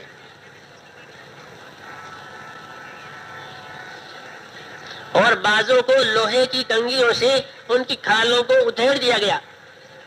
لوہے کی کنگھی، پلاسٹک کی نہیں، ہاں بالکل چھل گئی، کھالیں چھل گئی. اس کے باوجود بھی وہ اپنے دین کے کام کو اور دین کو نہیں چھوڑتا تھا. کیا تمہارے ساتھ ایسا ہوا؟ کہ نہ، ہمارے ساتھ تو ایسا نہیں ہوا. ہاں یعنی جتنی ناگواری تھی اس سے اوپر کی بتائی. جو تکلیف، جس تکلیف میں یہ حضرات تھے اس سے اوپر کی بتائی. ہاں جب اس سے بڑی تکلیف بتائی تو یہ ہلکی ہوئی. ہاں ہلکا کرنے کا یہ بھی ایک علاج ہے، اور آدمی شکر کرے. ہاں کہ بھائی بخار آ گیا رات کو، کہ الحمدللہ علی کل حال. مصیبت میں یہ کہیں کہ الحمدللہ علی کل حال، اللہ کا شکر حال میں. کیوں کہ اللہ تو اس سے بڑی تکلیف بھی ڈال سکتا ہے. بخار آیا رات میں تو ٹھیک ہے، اگر پیشاب بند ہو جاتا تو کیا ہو جاتا؟ ہاں ہمارے ایک دوست ہے کام کرنے والے، بہت سے اس لوگ جانتے ہیں، ماتوک مکی عرب. تو پچھلے ان کے انتقال سے 1 سال پہلے ہم لوگ گئے رات کو ان کی بیمار پرسی کے لیے رمضان میں، تو رات کے 12 بج رہے تھے ہمارے پہنچتے پہنچتے وہاں، تو جاگ رہے تھے رمضان میں. 25-30 سال سے ہم ان کو جانتے ہیں. تو مجھے کہنے لگے کہ جب میں رات کو عشاء کی نماز کے بعد سویا تو میرا یہ پورا بدن صحیح سلامت تھا. جب اٹھا تو دونوں ٹانگوں پر نیچے سے اوپر تک فالس کا اثر ہو گیا تھا، اور میری دونوں یہ ٹانگیں اب کام نہیں کرتی اس روز سے. یہ مثال کہ بھائی ایک آدمی میں رات کو بخار آ گیا، ایک آدمی رات کو فالج ہو گیا، تو بخار ہونا تو کمتر ہے نا. تو یہ تو قابل شکر بات ہوئی کہ مصیبت تو ہلکی ہے، کیونکہ اسے بھاری بھی تو ڈال سکتے تھے اللہ تعالیٰ. اللہ تعالیٰ تو اپنی قضا کے فیصلے کے مالک ہے، کون روک سکتا ہے؟ ہاں، ڈالنا چاہیے. تو حضور صلی اللہ علیہ وسلم نے بڑی مصیبت دکھلائی کہ تم سے پہلے لوگوں کو چیرا گیا، ان کی کھالوں کو بالکل ادھیڑ دیا گیا، چھل گئی، مگر پھر بھی وہ اپنی بات پر سے ہٹے نہیں بلکہ استقامت کے ساتھ قائم رہے. تمہارے ساتھ ایسا ہوا ہے کہ نہ؟ تمہیں تمہارا مانا تو آسان ہے. اور رہی حالات میں تبدیلی جو دعا کے ذریعے تم کروانا چاہتے ہو، فرمایا وہ بات تو ہونے والی ہے، یعنی حالات بدلنے والے ہیں، تمہاری تنگی تکلیف خوف دور ہونے والا ہے. وَلَكِنَّكُمْ تَسْتَعْجِلُونَ، لیکن تم تو جلدی کر رہے ہو کہ ابھی ہو جاوے، تو جلدی نہ کرو، یہ رائے دی. ہاں، کیونکہ حق کا راستہ ہے، اس پر قائم رہنا یہ ہماری ذمہ داری ہے کہ ہم اس پر قائم رہیں ناگواریوں میں، تاکہ مقصد فوت نہ ہو جاوے. کیا نہ ہو جاوے؟ اگر آدمی ناگواریوں میں قائم نہیں رہا اور جی چاہیوں میں چلا تو اس کا مقصد تو فوت ہو گیا. ہاں، کہ چلو بھائی چھوڑو، کہ نہیں ہم تو ہر حال میں بات پر رہیں گے. کیوں کہ مقصد تو اللہ تعالیٰ کی ذات ہے. مقصد کیا ہے؟ کہ ہم نے جی کو خوش کرنا نہیں ہے، کسی اور کو خوش کرنا نہیں ہے، مقصد تو اللہ کی ذات ہے. ہر انسان کی زندگی کا مقصد ہی اللہ ہے، اللہ نے اس کو اپنے لیے پیدا کیا ہے، تو بڑا مقصد ہے. ہاں، اس لیے اب یہ بتایا گیا کہ حق کا راستہ ہے اور اس میں ناگواریاں آئے گی. تو ناگواریاں کی تو اس کے حق ہونے کی نشانی ہے. اور دوسری بات یہ ہے کہ ان ناگواریوں کے پیچھے اللہ تعالیٰ نے خیر چھپا رکھی ہے، جیسے سمندر کی تہ میں موتی چھپا رکھے ہیں. کہ موتی کہاں ملیں گے؟ کہ وہ تو بالکل قعر بحر، ہاں بالکل نیچے، وہاں سے موتی ملیں گے، اور وہ تھوڑے ہوتے ہیں. ایسے ہی میرے دوستو یوں کہیں ناگواریاں آئے گی حق کے راستے پر، مخالفتیں آئے گی حق کے راستے پر، کہ اس کے پیچھے اللہ تعالیٰ نے خیر رکھی ہے. اور اس خیر میں یہ ہوگا کہ اللہ تعالیٰ اس کی وجہ سے اپنے بندوں کی تربیت بھی کریں گے اور اپنے بندوں کی مدد بھی کریں گے. دونوں باتیں ہوگی. اس لیے یہ راستہ یقین کا بتایا، جیسے یہ راستہ تقوی کا بتایا کہ یہ راستہ تو یقین کا راستہ ہے. ہاں، کہ ناگواریاں ڈالی جائے گی اور تمہارے لیے خیر مقدر کی جائے گی. گھبراؤ مت. کوئی دروازہ بند ہو گیا، ہاں کسی نعمت کا، کسی راحت کا، ہاں کہ گھبراؤ مت. اگر اللہ نے اپنی حکمت سے ایک دروازہ بند کیا ہے تو گھبراؤ مت، اللہ تعالیٰ اپنی قدرت سے دوسرا کھولے گا. جی ہاں، یہ نظام ہے اللہ تعالیٰ کا، اور یہی باتیں بتائی گئی ہیں فضائل کے ذریعے سے اور ترغیبات کے ذریعے سے، تاکہ کوئی نا امید نہ بنے. حالات میں چڑھا اتار آئے گا، کوئی نعمت تھی، کوئی راحت تھی، کوئی سہولت تھی کہ وہ بند ہو گئی، ختم ہو گئی، کہ گھبراؤ مت. کہ کیا ہوگا؟ کہ دوسرا دروازہ کھلے گا. نظام ہے اللہ تعالیٰ کا. خدا گر بحکمت بے بندت درے، کشایت بفضلش درے دی گرے. گھبراؤ مت کہ اگر حکمت سے اللہ نے اپنی حکمت سے کوئی دروازہ تمہارے اوپر بند کر دیا ہے تو تم گھبراؤ مت، اللہ تعالیٰ اپنے فضل سے دوسرا دروازہ کھول دے گا. ہاں، دین پر اور حق پر چلنے کے لیے میرے دوستو جو سامان، جو اندر کی استعداد پیدا کرنے کا دیا ہے وہ یہ دیا ہے. حضور صلی اللہ علیہ وسلم فرماتے ہیں کہ ابشروا وعملوا ما یسرکم، بشارتیں لو، خوشخبری لو اور امیدوار رہو اللہ تعالیٰ سے ایسے حالات کے جو تمہیں خوش کر دیں گے. ہاں، یہ بتایا گیا ہے کہ ایسے حالات اللہ تعالیٰ لانے والا ہے کہ جو تمہیں کیا کریں گے؟ کہ جو تمہیں خوش کر دیں گے. ہاں، حالات کا پیدا کرنے والا اللہ ہے، اسباب کا پیدا کرنے والا اللہ ہے، اور اسباب کے آثار کو پیدا کرنے والا بھی اللہ ہے۔ جی ہاں، یہ تینوں شکلیں اللہ کے قبضے میں، حالات بھی اللہ کے قبضے میں، اسباب بھی اللہ کے قبضے میں، اور اسباب کے آثار کہ وہ بھی اللہ کے قبضے میں۔ سبب اور سبب دروازہ بند ہو گیا، ہاں، کسی نعمت کا، کسی راحت کا، ہاں، کہ گھبراؤ مت۔ اگر اللہ نے اپنی حکمت سے ایک دروازہ بند کیا ہے تو گھبراؤ مت، اللہ تعالیٰ اپنی قدرت سے دوسرا کھولے گا۔ جی ہاں، یہ نظام ہے اللہ تعالیٰ کا، اور یہی باتیں بتائی گئی ہیں فضائل کے ذریعے سے اور ترغیبات کے ذریعے سے، تاکہ کوئی نا امید نہ بنے۔ حالات میں چڑھا اتار آئے گا، کوئی نعمت تھی، کوئی راحت تھی، کوئی سہولت تھی کہ وہ بند ہو گئی، ختم ہو گئی، کہ گھبراؤ مت کہ کیا ہوگا، کہ دوسرا دروازہ کھلے گا۔ نظام ہے اللہ تعالیٰ کا۔ خدا گر بحکمت بے بندت درے، کشایت بفضلش درے دی گرے، کہ گھبراؤ مت کہ اگر حکمت سے اللہ نے اپنی حکمت سے کوئی دروازہ تمہارے اوپر بند کر دیا ہے تو تم گھبراؤ مت، اللہ تعالیٰ اپنے فضل سے دوسرا دروازہ کھول دے گا۔ ہاں، دین پر اور حق پر چلنے کے لیے میرے دوستو جو سامان، جو اندر کی استعداد پیدا کرنے کا دیا ہے وہ یہ دیا ہے۔ حضور صلی اللہ علیہ وسلم فرماتے ہیں کہ ابشروا وعملوا ما یسرکم، بشارتیں لو، خوشخبری لو، اور امیدوار رہو اللہ تعالیٰ سے ایسے حالات کے جو تمہیں خوش کر دیں گے۔ ہاں، یہ بتایا گیا ہے کہ ایسے حالات اللہ تعالیٰ لانے والا ہے کہ جو تمہیں کیا کریں گے، کہ جو تمہیں خوش کر دیں گے۔ ہاں، حالات کا پیدا کرنے والا اللہ ہے، اسباب کا پیدا کرنے والا اللہ ہے، اور اسباب کے آثار کو پیدا کرنے والا بھی اللہ ہے۔ جی ہاں، یہ تینوں شکلیں اللہ کے قبضے میں، حالات بھی اللہ کے قبضے میں، اسباب بھی اللہ کے قبضے میں، اور اسباب کے آثار کہ وہ بھی اللہ کے قبضے میں۔ سبب اور سبب کا اثر، سورج اور سورج کی روشنی، سورج ایک سبب ہے، روشنی اس کا اثر ہے، تو یہ دونوں کو کس نے پیدا کیا ہے؟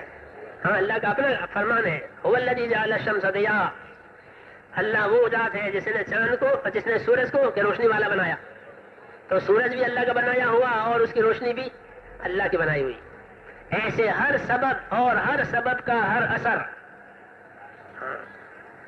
یہ توحید کی بات ہے کہ ہر سبب کا اثر کہ اس کا پیدا کرنے والا ایک اللہ، اور کوئی دوسرا نہیں پیدا کر سکتا۔ دوا کا اثر، ہمارا یقین یہ نہیں کہ دوا ٹھیک کرے گی، دوا نہیں ٹھیک کرتی، دوا میں اللہ نے اثر پیدا کیا ہے۔ سورج پیدا کیا، اس کی روشنی پیدا کی، چاند پیدا کیا، اس کی روشنی پیدا کی۔ هو الذی جعل الشمس ضیاء والقمر نورا، چاند بنایا اور چاند کی چاندنی کہ وہ بھی اللہ کی طرف سے۔ ایسے ہر سبب کا اثر، تو اسباب اور آثار کو پیدا کرنے والا ایک اللہ ہے۔ اس لیے یہ بات کہی گئی ہے کہ جو ایمان دین کی بات ہے، اور جو ایمان دین کا راستہ ہے وہ حق کا راستہ ہے، اور اس کی ابتدا ناگواریوں سے ہوگی، پھر اس کی انتہا کامیابیوں سے ہوگی۔ ہاں، پھر کامیابی۔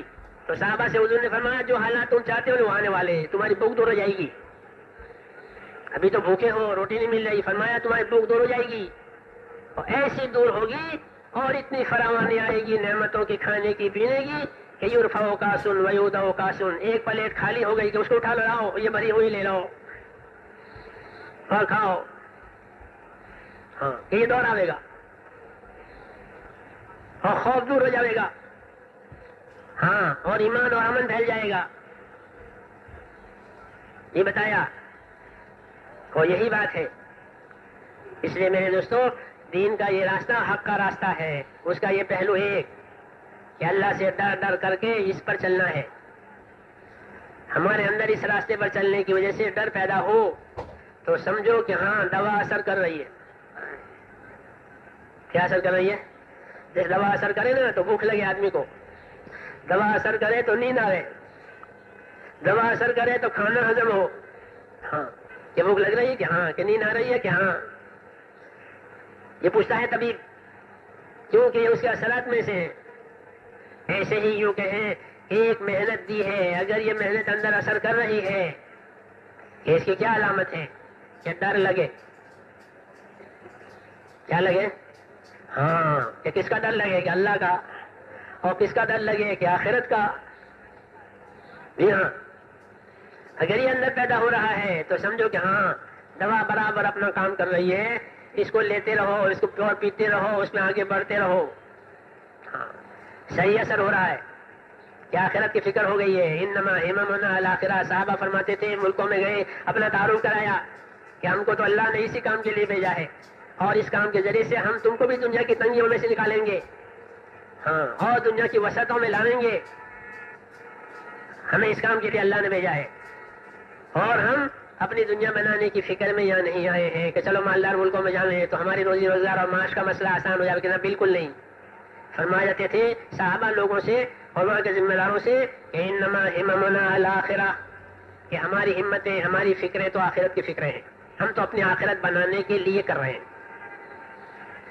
تو جب کام اپنا صحیح اثر کرے تو یہ باتیں پیدا ہو جاتی ہے کہ اسے ڈر لگے. کیا لگے؟ ڈرے، ہاں، اور آخرت کی فکر پیدا ہو جائے. صحابہ کی سیرت میں یہی بات ملتی ہے کہ ان میں اللہ کا ڈر پیدا ہو گیا. ایک دم لائن بدل گئی. کدھر کی لائن ہوئی کہ جب اللہ کا ڈر پیدا ہوتا ہے تو آدمی اللہ کی طرف چلتا ہے، اور اتنا چلتا ہے کہ اس کو روکنا پڑتا ہے. ہاں، کیونکہ ڈر کر کے چلنے میں دوسرا پہلو یہ ضروری ہے کہ ہم ڈر کر کے چلیں، لیکن چلیں حضور صلی اللہ علیہ وسلم کے طریقے سے. ہاں، یہ بھی ضروری ہے. جذبے کا دین معتبر نہیں ہے، طریقے کا دین معتبر ہے. ایک تو جذبہ کسی کام کا، تو جذبے کا دین معتبر نہیں. تو کون سا دین معتبر ہے؟ کہ طریقے کا دین، کہ طریقہ پر چلنے میں چاہے جذبہ نہ ہو لیکن اس پر چلے. جذبہ کچھ اور کہتا ہے اور طریقہ کچھ اور کہتا ہے. معاذ بن جبل کو رسول صلی اللہ علیہ وسلم یمن روانہ کرنے لگے تو آپ ان کے ساتھ ساتھ جا رہے ہیں، کچھ ہدایات دے رہے ہیں، اور ساتھ ساتھ یہ فرمایا کہ معاذ جب واپس آؤ گے نا تو میری قبر پر سے گزرو گے، پھر ملاقات نہیں ہوگی. تو وہ رونے لگے کیونکہ جذبہ ہے کہ میں ساتھ رہوں نبی کے ساتھ، نبی کی صحبت میں، اس مبارک شہر میں. ہاں، حضرت معاذ پر یہ بھائی ان کو بڑا اس کا شوق تھا. وہ نماز میں اکثر حضور صلی اللہ علیہ وسلم کے پیچھے پڑھتے تھے، حالانکہ اپنی مسجد کے امام بھی تھے وہ. ہاں، یہ سیرت میں لکھا ہوا ہے. شوق ہے کہ نبی کے ساتھ رہے، آپ کی صحبت میں رہے، یہ جذبہ ہے. لیکن اب یہاں یہ بات آ گئی کہ آپ کو جانا ہے اور موت تک ملاقات نہیں ہوگی. تو ٹھیک ہے، جو طریقہ ہے اس پر چلیں گے. اپنا جذبہ دبا لیا، رو کے چپ ہو گئے. حضور ان کو تسلی دی کہ کوئی بات نہیں، ہم سے زیادہ قریب وہ لوگ ہوں گے جو متقی ہوں گے. یہ فرمایا کہ ہم سے ڈرنے کی بات، رونے کی کیا بات ہے، ہم سے قریب وہ لوگ ہوں گے جو کیسے ہوں گے، متقی ہوں گے. جہاں رہیں، جس جگہ میرا وہ بسے ہیں، مگر وہ ہم سے قریب ہے. تو جذبہ ہوتا ہے. تو جذبے کا دین معتبر نہیں ہے، چاہے وہ جذبہ شوق سے پیدا ہو، چاہے وہ جذبہ خوف سے پیدا ہو. اس لیے میرے دوستو، محمد رسول اللہ کلمے کا دوسرا جز ہے یہ. ہاں، کہ ایمان سے شوق بھی پیدا ہوگا، خوف بھی پیدا ہوگا، یقین بھی پیدا ہوگا. لیکن چلیں گے کیسے؟ کہ چلنا ہے محمد رسول اللہ. یہ ہے اب اصل کانٹے کی بات، یہ ہے نازک بات. جی ہاں، اور یہ جتنے وعدے ہیں اللہ تعالیٰ کے اور جتنی خیر سنائی گئی ہے کہ یہ سب اسی راستے سے ملے گی، باقی سب راستے بند ہیں. موسیٰ علیہ السلام کا راستہ بند، عیسیٰ علیہ السلام کا راستہ یہ بند. ابھی ایک راستہ کھلا ہوا ہے، وہ کون سا ہے؟ محمد رسول اللہ. قل ھذہ سبیلی، بتا دو اے نبی کہ یہ ہے میرا راستہ، میں اللہ کی طرف دعوت دے رہا ہوں، یہ ہے میرا راستہ. تو اس لیے میرے دوستو، یہ جتنی چیزیں ہیں اس کو صحیح انجام تک پہنچنے کے لیے محمد رسول اللہ کلمے کا دوسرا جز ہے. اور یہ حالات کی ساری باتیں بھی اسی راستے پر آتی ہے جب زندگی محمد صلی اللہ علیہ وسلم کے طریقوں پر چلتی ہے، اور مددیں بھی اسی پر آتی ہے جب زندگی محمد صلی اللہ علیہ وسلم کے راستوں پر ہوتی ہے. تو حالات بھی آئیں گے اور یہ مدد بھی آئے گی. ہاں، حالات تو ایسے آئیں گے. ہاں صاحب، صلی اللہ علیہ وسلم حالات ایسا ہے کہ صحابہ حیران ہو گئے، یا رسول اللہ ہم کو عمرہ نہیں کرنے دے رہے، گھر اللہ کا، رسول اللہ کا، اور ہم کو عمرہ نہیں کرنے دے رہے. اور آپ کہتے ہیں کہ ٹھیک ہے عمرہ نہیں کریں گے، واپس جائیں گے. یا رسول اللہ انہوں نے کیا سمجھ لیا ہے؟ صحابہ کہہ رہے ہیں جذبہ ہے کہ انہوں نے کیا سمجھا گھر اللہ کا، اور نبی کس کا کہ اللہ کا، اور بندے کس کے تو اللہ کے بندے، اللہ کا نبی، اللہ کے گھر پر آ گئے، ان میں ان کا کیا بگڑ جاتا ہے؟ مکے والوں کا جو عمرہ کرنے نہیں دے رہے، تو انہوں نے کیا سمجھ لیا ہے؟ جذبہ ہے۔ آپ نے فرمایا نہیں، ہم واپس جائیں گے، اور تم عمرے کا احرام کھول دو اور سر مڈا دو، قربانی کے جانور ذبح کر دو، اور کیا کریں گے؟ واپس جائیں گے۔ کیوں حضرت عمر کے لیے کیوں واپس جانے، اور کیوں ان کے سامنے ہم بوتے بنے کہ نہیں میں اللہ کا نبی ہوں؟ ہاں یہ جذبہ دبا رہے ہیں کہ نہیں میں اللہ کا نبی ہوں اور اللہ میرا مددگار ہے، اور اس کے پاس مدد کرنے کی بہت شکلیں ہیں۔ حضرت عمر کی سمجھ میں نہیں آ رہا، تو حضرت ابو بکر کے پاس گئے کہ ابو بکر یہ کیا ہو رہا ہے، کہ ہم واپس جائیں گے؟ حضور صلی اللہ علیہ وسلم نے فرمایا تھا کہ تم مکے میں داخل ہو جاؤ گے، عمرہ کرو گے، تو پھر واپس کیوں جاؤ گے؟ حضور نے فرمایا میں نے یہ کہا تھا کہ اس سال کریں گے، کہ نہ اس سال کا تو نہیں کہا، کہ بس پھر تم عمرہ کرنے والے ہو اور تم مکے میں داخل ہونے والے ہو، اور ابھی واپس جانا ہے، کیوں کہ میرے اللہ کی یہی مرضی ہے، تو ہم اپنے جذبے کو دبا دیں گے اور طریقے پر رہیں گے۔ ہاں محمد رسول اللہ، تو محمد رسول اللہ کا راستہ قربانی کا راستہ ہوتا ہے۔ کون سا راستہ؟ قربانی کا۔ ہاں نبی کے اور نبیوں کے راستے میں یہ خصوصی بات ہوتی ہے کہ وہ قربانی کے راستے سے لے کر کے چلتے ہیں۔ اس میں دنیا والوں کو نقصان نظر آتا ہے۔ کیا نظر آتا ہے؟ ہاں کہ دنیا والے کہیں گے کہ ان کا نقصان ہوا۔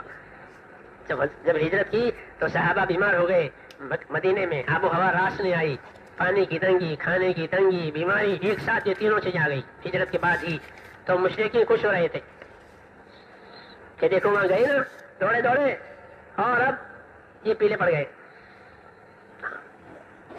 یہ کہہ رہے تھے ناگواریاں ڈالی، ایسے یہاں ناگواری آئی، تو جب کبھی ناگواری آئی تب خیر آئی، تو یہ جذبہ دبایا گیا، حکم پورا کرایا گیا۔ تو اللہ تعالیٰ نے آیت اتاری کہ ہم نے تو آپ کو بڑی فتح دی ہے۔ تو ایک آدمی پوچھنے لگا کہ یا رسول اللہ یہ فتح ہے، ہم تو گھر جا رہے ہیں، عمرہ بھی نہیں ہوا، اس عمرہ کی قضا کرنی پڑے گی، کہ یہ فتح ہوئی؟ کہ ہاں آپ نے فرمایا ای واللہ، خدا کی قسم یہ فتح ہے، کیونکہ تم جانتے نہیں ہو کہ اللہ کو کیا منظور ہے، اللہ اس کے پیچھے کیا خیر لانے والا ہے۔ تو یہ ہے کہ محمد الرسول اللہ، حضرت محمد صلی اللہ علیہ وسلم کے طریقوں پر آنے سے وہ خیر ملے گی جو اللہ کے وعدے میں ہے۔ اگر یہ طریقہ نہیں ہے، اپنا جذبہ ہے، کہ پھر کوئی بات نہیں ہے۔ اس لیے میرے دوستوں اس محنت کا دوسرا جز، جس طرح تقوی یقین پیدا کرنا، اس محنت کا دوسرا جز یہ ہے کہ اتباع پیدا کرنا۔ کیا پیدا کرنا؟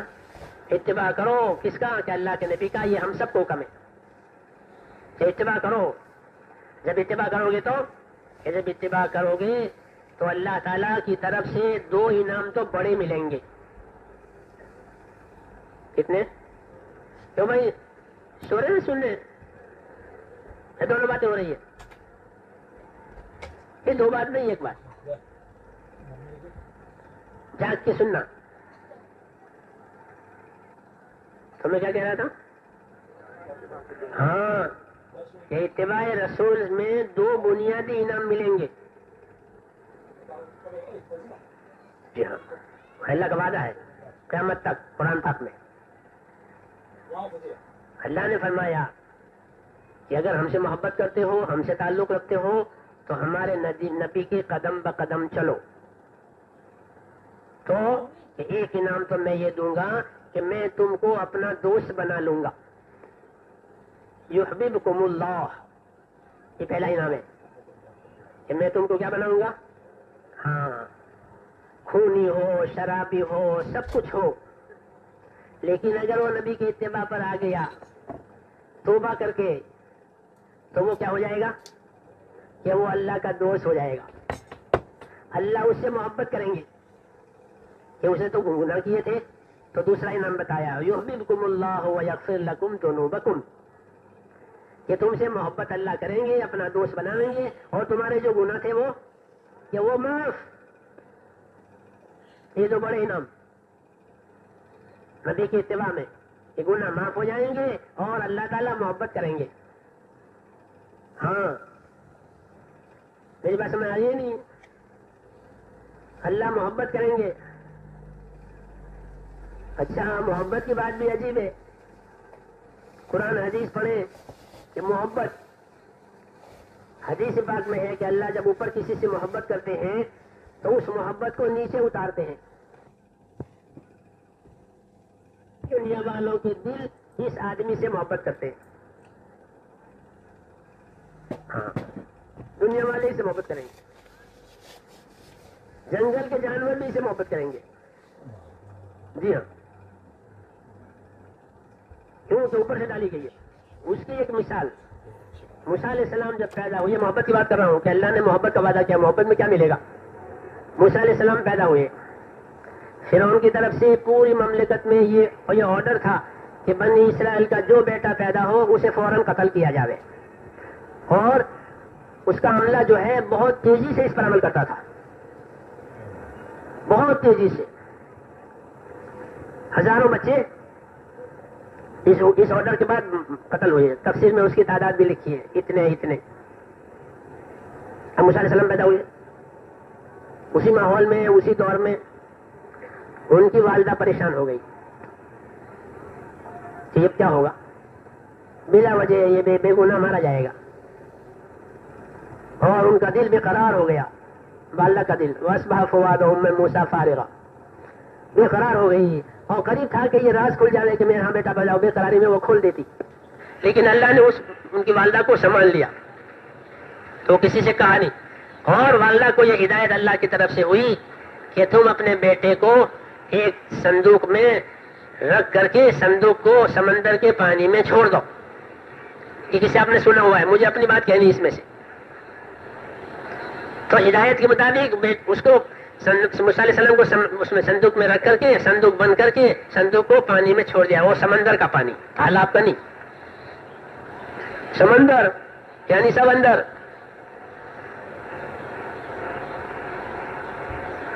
اللہ کی شان ہے. اور فرمایا گھبرانا نہیں, آپ کا بیٹا ہم آپ کو واپس پہنچا دیں گے. اور اس کو تو خالی بیٹا نہیں بنانا, اس کو تو نبی بھی ہم کو بنانا ہے. بیٹا آپ کو پہنچ جائے گا اور یہ نبی بھی ہو جائے گا, یہ ہمارے ذمہ ہے. اور راستہ اس کا کیا راستہ اس کا یہ. جب وہ عجیب بات, وہ صندوق بھی بہتا ہوا پھر ان کے سپاہیوں کے ہاتھ آ گیا. ہاں جو سپاہی وہاں تھے نا کہ سمندر میں باہر کی دنیا سے کوئی چیز, سمندر کے راستے سے کوئی چیز آوے, کہ اس کا کسٹم کرو, کیا چیز ہے باہر سے آ رہی ہے, کہ کھولو. جی ہاں سرکاری بات ہے, باہر سے آ رہی چیز کھولو, کیا ہے اندر. اب کھولا تو کیا نکلا کہ اندر سے تو ایک فرزند ہے. ہاں لڑکا ہے کہ تو ماننے کے لیے فوراً حکم ہوا کہ قتل کرو. اللہ تعالیٰ کیا فرماتے ہیں موسیٰ علیہ السلام سے, موسیٰ آپ کو نہیں معلوم ہے ہم نے آپ پر بہت احسان کیے ہیں. وَلَقَدْ مَنَنَّا عَلَيْكَ مَرَّةً أُخْرَىٰ. ابن عباس کہتے ہیں 8 احسان بڑے بڑے کیے تھے اللہ نے, جس کو ابن کثیر وغیرہ تفسیروں میں لکھا کہ موسیٰ جانتے ہو میرا احسان, کہ جب وہ سمندر میں صندوق اٹھا کر کے ان کے سپاہیوں نے کھولا نا تو میں نے آپ پر محبت ڈال دی. یہ محبت کی بات سنو. ہاں وَأَلْقَيْتُ عَلَيْكَ مَحَبَّةً مِّنِّي وَلِتُصْنَعَ عَلَىٰ عَيْنِي. آثار قدرت ہے یہ کہ اللہ اپنی قدرت سے کیا کیا کریں گے. نبیوں کے ساتھ کیسی کیسی مددیں ہوئی اپنی قدرت سے, کہ جائے دشمن کے ہاتھ میں اور اللہ کیا ڈالے, محبت کا. کوئی دوسرا ہتھیار نہیں استعمال ہوا. دشمن کے سامنے تو ہتھیار لاتے ہیں لوگ عادتاً, ہاں کوئی دوسرا اکرام نہیں کہ دشمن کے لیے ہتھیار. اور اللہ نے کیا استعمال کیا, اللہ کہتے ہیں موسیٰ ہم نے آپ پر محبت ڈال دی. وَأَلْقَيْتُ عَلَيْكَ مَحَبَّةً مِّنِّي, ہاں وَلِتُصْنَعَ عَلَىٰ عَيْنِي, تاکہ میری نگرانی میں تمہاری حفاظت ہو اور کسی کی نگرانی نہیں. اس محبت نے کیا اثر کیا کہ جو دیکھتا تھا اسے پیار آتا تھا. جو دیکھے اسے پیار آوے, جو دیکھے اسے پیار آوے. فرعون کی بیوی نے دیکھا, اسے بھی پیار آ گیا. اس نے کہا خلاص اس کو کوئی نہیں قتل کرے گا. جی ہاں تو ملک میں تو بادشاہ کی چلے اور اس کے گھر میں اس کی بیوی کی چلے. تو فرعون کی چلے ملک میں، اور فرعون کی بیوی کی فرعون کے اوپر چلے.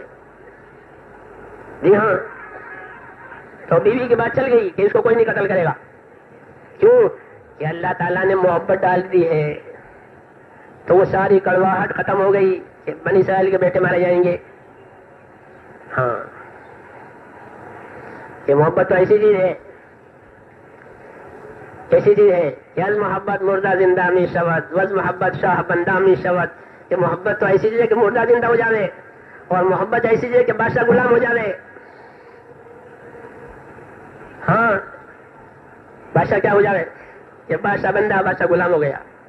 جی ہاں، کوئی طاقت نہیں ہے، یہ طاقت ہے. تو اللہ تعالیٰ کہتے ہیں جب تم محمد صلی اللہ علیہ وسلم اتباع کرو گے نا، جیسے موسیٰ پر محبت ڈالی تھی دشمنی کے ماحول میں تو محبوب ہو گئے، تمہارے اوپر محبت ڈالی جائے گی تم محبوب ہو جاؤ گے. یہ کڑیاں ملتی ہے ایک دوسرے سے. ہاں، اللہ تعالیٰ کے وعدوں کی کڑیاں ہیں یہ. ایک موسیٰ پر محبت ڈالی تو دشمنی کے ماحول میں موسیٰ محبوب ہو گئے، کوئی قتل کرنے کی ہمت نہیں کرتا. ہاں، کوئی دوسرا ہتھیار نہیں، کوئی دوسری حفاظت نہیں، کچھ نہیں. وَأَلْقَيْتُ عَلَيْكَ مَحَبَّةً مِّنِّي. ہاں، اس امت کو یہ واقعات سمجھائے گئے ہیں. اس لیے حضرت عمر فرماتے تھے کہ یاد رکھو اللہ جو محبت ہے نا اس محبت میں لاپرواہی مت کرنا. لا تزہد عن التحبب. حضرت عمر کا قول ہے یہ کہ لوگوں کا محبوب بننا بھی یہ بہت بڑی بات ہے، کیونکہ جب لوگوں کے محبوب بنو گے نا وہ تمہاری بات مانیں گے، اور جب لوگوں کو نفرت ہوگی تو وہ نہیں مانیں گے. جی ہاں، باپ سے بیٹوں کو نفرت ہو جائے تو وہ باپ کی بات نہیں مانتے. ہاں، اس لیے کہتے اپنے اولاد کی تربیت کرو. ہاں، کیا کرو؟ ہاں، امانت ہے، ان کی تربیت کرو، اور نرمی سے تربیت اور محبت سے تربیت کرو. جی ہاں، اپنے اولاد کا اکرام کرو. حدیث شریف میں اکرموا اولادکم، اپنے اولاد کا اکرام کرو کہ ان میں محبت پیدا ہو، عظمت پیدا ہو ماں باپ کی، پھر وہ ماں باپ کی سنیں گے. تو حضرت عمر فرماتے تھے خبردار لوگوں کا محبوب بننے سے بے پرواہ مت بننا. لوگوں کا محبوب بننا ایک بڑی بات ہے، یہ لوگ تمہاری سنیں گے. ہاں، اور یہ محبت کس راستے سے آئے گی؟ کہ اتباع رسول صلی اللہ علیہ وسلم کے راستے سے آئے گی. یہ بڑا انعام ہے کہ اللہ کے راستے کی قربانیوں سے اللہ کی مدد آتی ہے، اور محمد صلی اللہ علیہ وسلم کے اتباع سے کہ محبت ڈالی جائے گی. ہاں، اس محبت میں لوگ کڑوی بھی برداشت کریں گے کیونکہ محبت ہے. از محبت تلخہ شیرین شود، وز محبت ذرہ مسحہ ذرین شود. کہ محبت میں تو کڑوا بھی میٹھا لگتا ہے، اور محبت میں تو تانبا بھی سونا لگتا ہے. ہاں، تاثیریں ہیں. حضرت عمر رضی اللہ تعالیٰ عنہ اپنی خلافت میں پورے حضور صلی اللہ علیہ وسلم کی اتباع کے ساتھ لوگوں کو حضور صلی اللہ علیہ وسلم کی سنتوں پر، آپ کے اتباع پر برابر چلاتے تھے. اس میں کبھی سختی بھی کرتے تھے، لیکن لوگوں کے دلوں میں کہ لوگوں کے دلوں میں ان کی محبت، اور محبت کا پتہ کب چلا؟ جب حضرت عمر رضی اللہ تعالیٰ عنہ کو شہید کر دیا گیا اور ان پر کاری زخم ہوا تو حضرت عمر پریشان ہو گئے کہ مجھے کیوں مارا ہوگا؟ کیا میری وجہ سے کسی دلوں کے اندر کوئی بھڑاس بھری ہوئی ہے کیا؟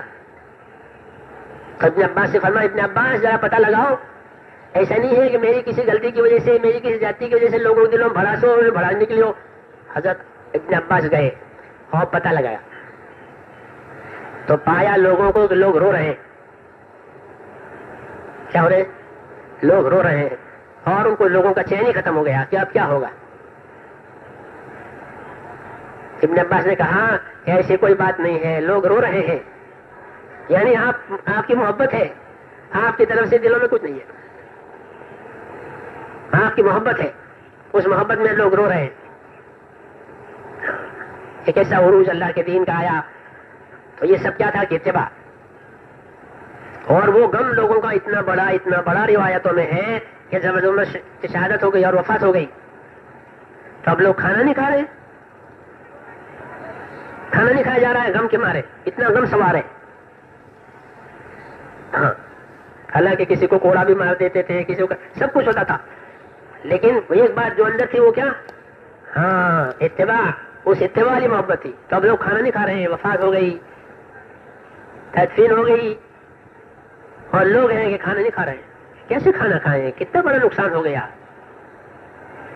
تو عباس بن عبد المطلب رضی اللہ ہاشمی، ان کی صفت ہے یہ، انہوں نے فوراً دسترخوان بچھایا اور کھانا لگوایا کہ بھائی دیکھو غم بھی ہوتا ہے, خوشی بھی ہوتی ہے, آخر کب تک کھانا کھاؤ. انہوں نے اصرار کر کے لوگوں کو کھانا شروع کروایا.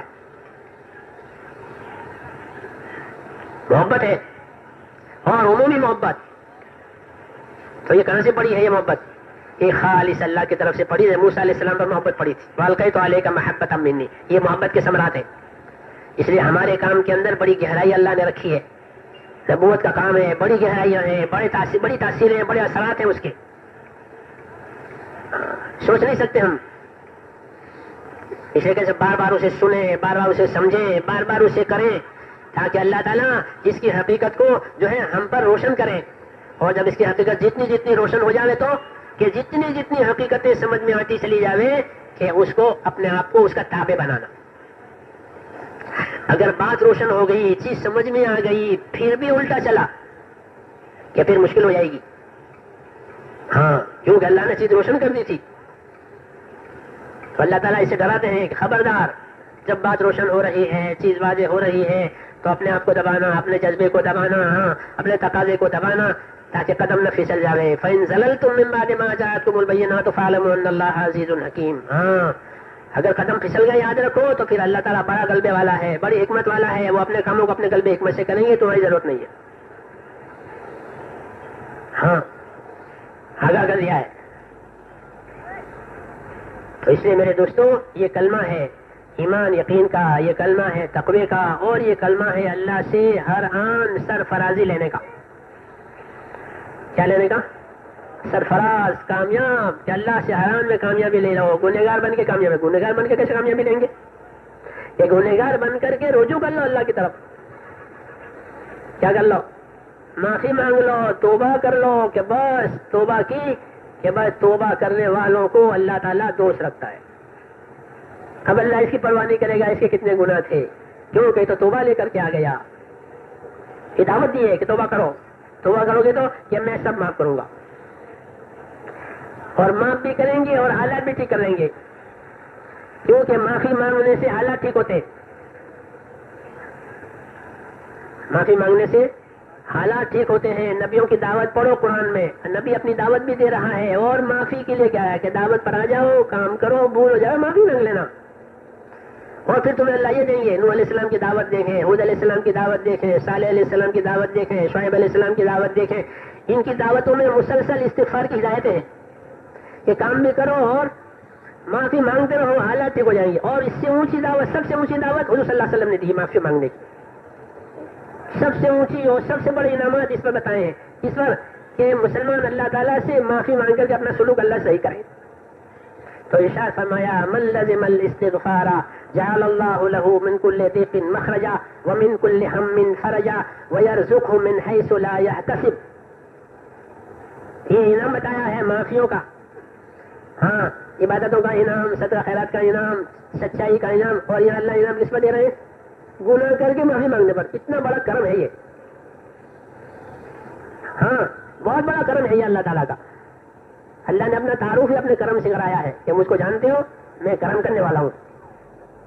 اقرا وربک الاکرم, پہلی آیتیں جو ہوتی ہے نا, اس میں اپنا تعارف کرایا کہ نبی پڑھیے, اور آپ کا رب, کہ آپ کا رب تو بہت کرم کرنے والا ہے. ہاں, تمہارے گناہ اللہ کے کرم کے سامنے کچھ نہیں ہے. ہاں, تو حضور صلی اللہ علیہ وسلم نے یہ سب سے بڑی بات بتائی. اس کے لیے کہ استغفار کرنے والوں کے لیے, کہ جو استغفار کرے گا اللہ سے اپنے قصوروں کو معاف کروا لے. ہاں, استغفار کا مطلب بھی سمجھنا ہے. استغفار کا وظیفہ مطلوب نہیں ہے کہ استغفار کا کوئی وظیفہ کرے 10,000 مرتبہ استغفار. تو کلمات برکت کے ہیں, اس سے مجھے انکار نہیں ہے, استغفر اللہ استغفر اللہ. لیکن مقصود جو ہے نا استغفار کا مقصود کیا, تو شاہ صاحب کا ترجمہ ہے قرآن پاک کا, فَقُلْتُ اسْتَغْفِرُوا رَبَّكُمْ إِنَّهُ كَانَ غَفَّارًا. وہاں ترجمہ شاہ صاحب نے یہ کیا ہے کہ نوح علیہ السلام کہہ رہے ہیں کہ لوگوں, تم اللہ تعالیٰ سے اپنے قصوروں کو معاف کرواؤ. استغفار کا معنی یہ لکھا ہے. کیا معنی لکھا؟ اپنے قصوروں کو اللہ سے معاف کرواؤ. خالی کلمات استغفار کے زبان پر جاری رہے یہ کافی نہیں ہے, تو یہ بھی برکت. لیکن اصل مقصود کہ اللہ سے اپنے قصوروں کو معاف کرو. شاہ صاحب نے اس کا ترجمہ کیا ہے, استغفروا ربکم انہ کان غفارا. ہاں, کہ تم اپنے قصوروں کو اللہ سے معاف کرواتے رہو تو اللہ غفار ہے, یعنی بہت معاف کرنے والا ہے. تو معافی بھی دیں گے اور تلافی بھی دیں گے. کیا دیں گے؟ کسی نوکر کو کسی گناہ کی وجہ سے حکومت نے ہٹا دیا، پھر اس کا گناہ معاف ہو گیا، کیس میں جیت گیا، تو پھر دوبارہ اس پر لائیں گے اور جتنی تنخواہ رکی ہوئی تھی وہ بھی دے دی جائے گی کہ ہمارا گناہ نہیں معافی ہو گئی. تو معافی بھی اور تلافی بھی اللہ تعالیٰ کا یہی نام ہے کہ معافیاں بھی دیں گے اور تلافیاں بھی دیں گے. نقصان ہوا تھا نقصان کو پورا کرا دیں گے. تو حضور صلی اللہ علیہ وسلم فرماتے اپنے قصور اللہ تعالیٰ سے معاف کرواتے رہو. کیوں کہ جب تم اللہ تعالیٰ سے اپنے قصوروں کو معاف کرواتے رہو گے تو اللہ تعالیٰ تمہیں ہر تنگیوں میں سے نکال دیں گے. ہر تنگی میں سے، ہر پریشانی میں سے تمہارا راستہ بن جائے گا اور تمہیں ایسی جگہ سے روزی اللہ دے گا کہ جہاں سے تمہارا خواب و خیال نہیں تھا. علماء نے لکھا ہے کہ استغفار کر وہ گنہگار جو اپنے گناہوں کی معافی چاہنے والے ہیں، اللہ انہیں وہ انعام دینے والے ہیں جو پرہیزگاروں کو دینے والے ہیں. جو انعام پرہیزگاروں کا وہ انعام ان گنہگاروں کا، کیونکہ پرہیزگاروں کو بھی یہی انعام ملے گا. وَمَن يَتَّقِ اللَّهَ يَجْعَل لَّهُ مَخْرَجًا وَيَرْزُقْهُ مِنْ حَيْثُ لَا يَحْتَسِبُ. کہ جو تقویٰ والا ہوگا اللہ اس کو ہر تنگی میں سے نکال دیں گے، ہر پریشانی میں چھٹکارا دیں گے اور ایسی جگہ سے روزی دیں گے جہاں اس کا خیال بھی نہیں تھا. اور گنہگاروں کو بھی یہی دے رہے ہیں. تو اس سے زیادہ اللہ کا کیا کرم ہے. اس لیے میرے دوستوں اللہ کے کرم کو دیکھنا ہے، اللہ کے معاملے کو دیکھنا ہے اور رسول صلی اللہ علیہ وسلم کے اتباع کو دیکھنا ہے. پھر سارے حالات اللہ تعالیٰ اپنی قدرت سے دنیا آخرت صحیح کرنے والے ہیں. نبی کریم صلی اللہ علیہ وسلم نے مدینہ منورہ پہنچ کر جو بات فرمائی تھی وہ ایک عالمی بات، وہ عالمی بات یہ تھی لوگوں سے فرمایا کہ یاد رکھو جو لوگ اپنا اور خدا کا معاملہ صحیح کر لیں گے تو اللہ تعالیٰ ان کا اور مخلوق کا معاملہ صحیح کر دیں گے. جتنی مخلوق ہے کہ ان کے ساتھ اللہ معاملہ صحیح کریں گے. بس ایک معاملہ صحیح کرو، کس سے؟ اللہ سے.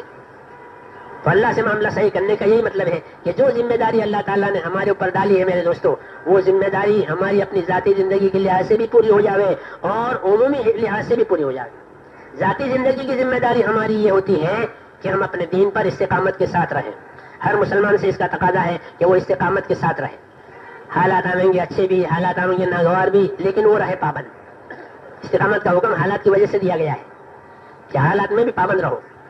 ہاں، نہ نیت بدلے نہ عمل بدلے. ہاں، ان حالات کا علاج پوچھو کہ میرے یہ حالات ہو گئے ہیں، اب میں کیا کروں. اس کی اجازت ہے کہ حال پوچھو. جیسے مریض پوچھے عالم سے کہ سیدھا نہیں کر سکتا، رکوع نہیں کر سکتا، کیسے نماز پڑھوں، تو وہ عالم ان کو بتاوے گا کہ نماز چھوڑنا نہیں ہے، لیکن نماز کی حالت تمہیں بتاویں گے کس حال میں پڑھنی ہے. تو دین حالات آئیں گے اور ہر حال کا دین علاج بتاوے گا اور طریقہ بتاوے گا، کیونکہ یہ دین مٹنے والا نہیں، انمٹ ہے. ہاں، رہنے والا ہے. اس لیے حالات دنیا میں آتے رہیں گے اور تمہیں اس کے طریقے ملتے رہیں گے. اس لیے محمد صلی اللہ علیہ وسلم کے طریقوں کو اللہ نے زندہ رکھا ہے. جیسے قرآن کریم کی حفاظت محمد صلی اللہ علیہ وسلم کی سنتوں کی حفاظت ہے تاکہ امت کو ہر حال میں آپ کا راستہ ملے. جی ہاں، تو میں نے کہا ہمیں اپنی ذمہ داری ذاتی زندگی کی پوری کرنی ہے. وہ ہے اپنی زندگی میں استقامت پیدا کرنا، مقصد کو سامنے رکھ کر زندگی گزارنا. یہ تو ہر انفرادی زندگی یا اپنی انفرادی زندگی میں پابند، کھانے میں، کمانے میں، پہننے میں، اوڑھنے میں، بیچنے میں، لینے میں، رہن سہن میں ہم پابند ہیں اللہ کے دین کے. انفرادی زندگی اس کی ایسی ہو. اور اس کی عمومی زندگی کہ عمومی زندگی استقامت کے ساتھ ساتھ عمومی زندگی اللہ کے دین کی نصرت کی ہو. یہ دو کام کہ تمام امت اپنی عمومی زندگی میں اللہ کے دین کے مددگار رہیں. یا ایھا الذین آمنوا کونوا انصار اللہ، اے ایمان والو تم سارے کے سارے اپنے دین کے مددگار رہو. تو ہم اپنے دین پر استقامت والے بھی ہیں اور ہم اپنے دین کے لیے مددگار بھی ہیں. ہماری جان، ہمارا مال یہ اللہ کے دین کے لیے مددگار ہے. ہم اپنے اسباب سے بھی اپنی ہر صلاحیت سے اپنے دین کے لیے مددگار بنیں گے. اس کو سیکھیں گے، اس کو سکھائیں گے، اس کو پھیلائیں گے. ہاں، اس کے لیے برداشت کریں گے، اس کے لیے دعا بھی مانگیں گے. اس کے لیے اپنے دین کی نصرت کے لیے کہ ہم اپنے دین کی نصرت کے لیے ایسی دعا مانگیں جو اپنی حاجتوں کے لیے دعا مانگتے. لوگ اپنی حاجتوں جو قرض ہے، مرض ہے، اس کی دعا مانگتے ہیں لوگ. تو اس سے اپنے قرض مرض کی دعائیں، ایسے اپنے دین کی دعائیں کہ اللہ ہمیں ہدایت دے دے اور دنیا کو ہدایت دے دے. ہاں، تو کام کرنے والا جب اللہ تعالیٰ سے معافی مانگے گا اپنی اور امت کی تو اللہ تعالیٰ ان کی وجہ سے ان کو بھی معاف کرے گا اور امت کو بھی معاف کرے گا. اور ہدایت مانگے گا تو ان کو بھی ہدایت دے گا اور امت کو بھی ہدایت دے گا. ہاں، کہ دعا کام کے ساتھ ہے، کام بھی ہے، دعا بھی ہے. تو یہ راستہ ہے میرے دوستوں، انتہائی خیر کا راستہ. ہاں، اچھی طرح اس کو سمجھنا ہے اور اس کو اپنی زندگی کا وظیفہ بنانا ہے کہ ہماری زندگی کا اصلی کام ہے. اللہ تعالیٰ ہمیں اس پر قائم رکھے اور اس کی ہمیں اتنی ضرورت ہے ساری دنیا کو بھی جیسے زمین کو پانی کی ضرورت ہے. کہ کوئی زمین پانی کے بغیر کچھ نہیں اگائے گی، چاہے زعفران اگاتی ہو چاہے جو اگاتی ہو، وہ پانی کی محتاج. اس طرح انسانیت اپنی صلاح فلاح کے لیے حضور صلی اللہ علیہ وسلم والے دین کی اور دین کی محنت کی محتاج.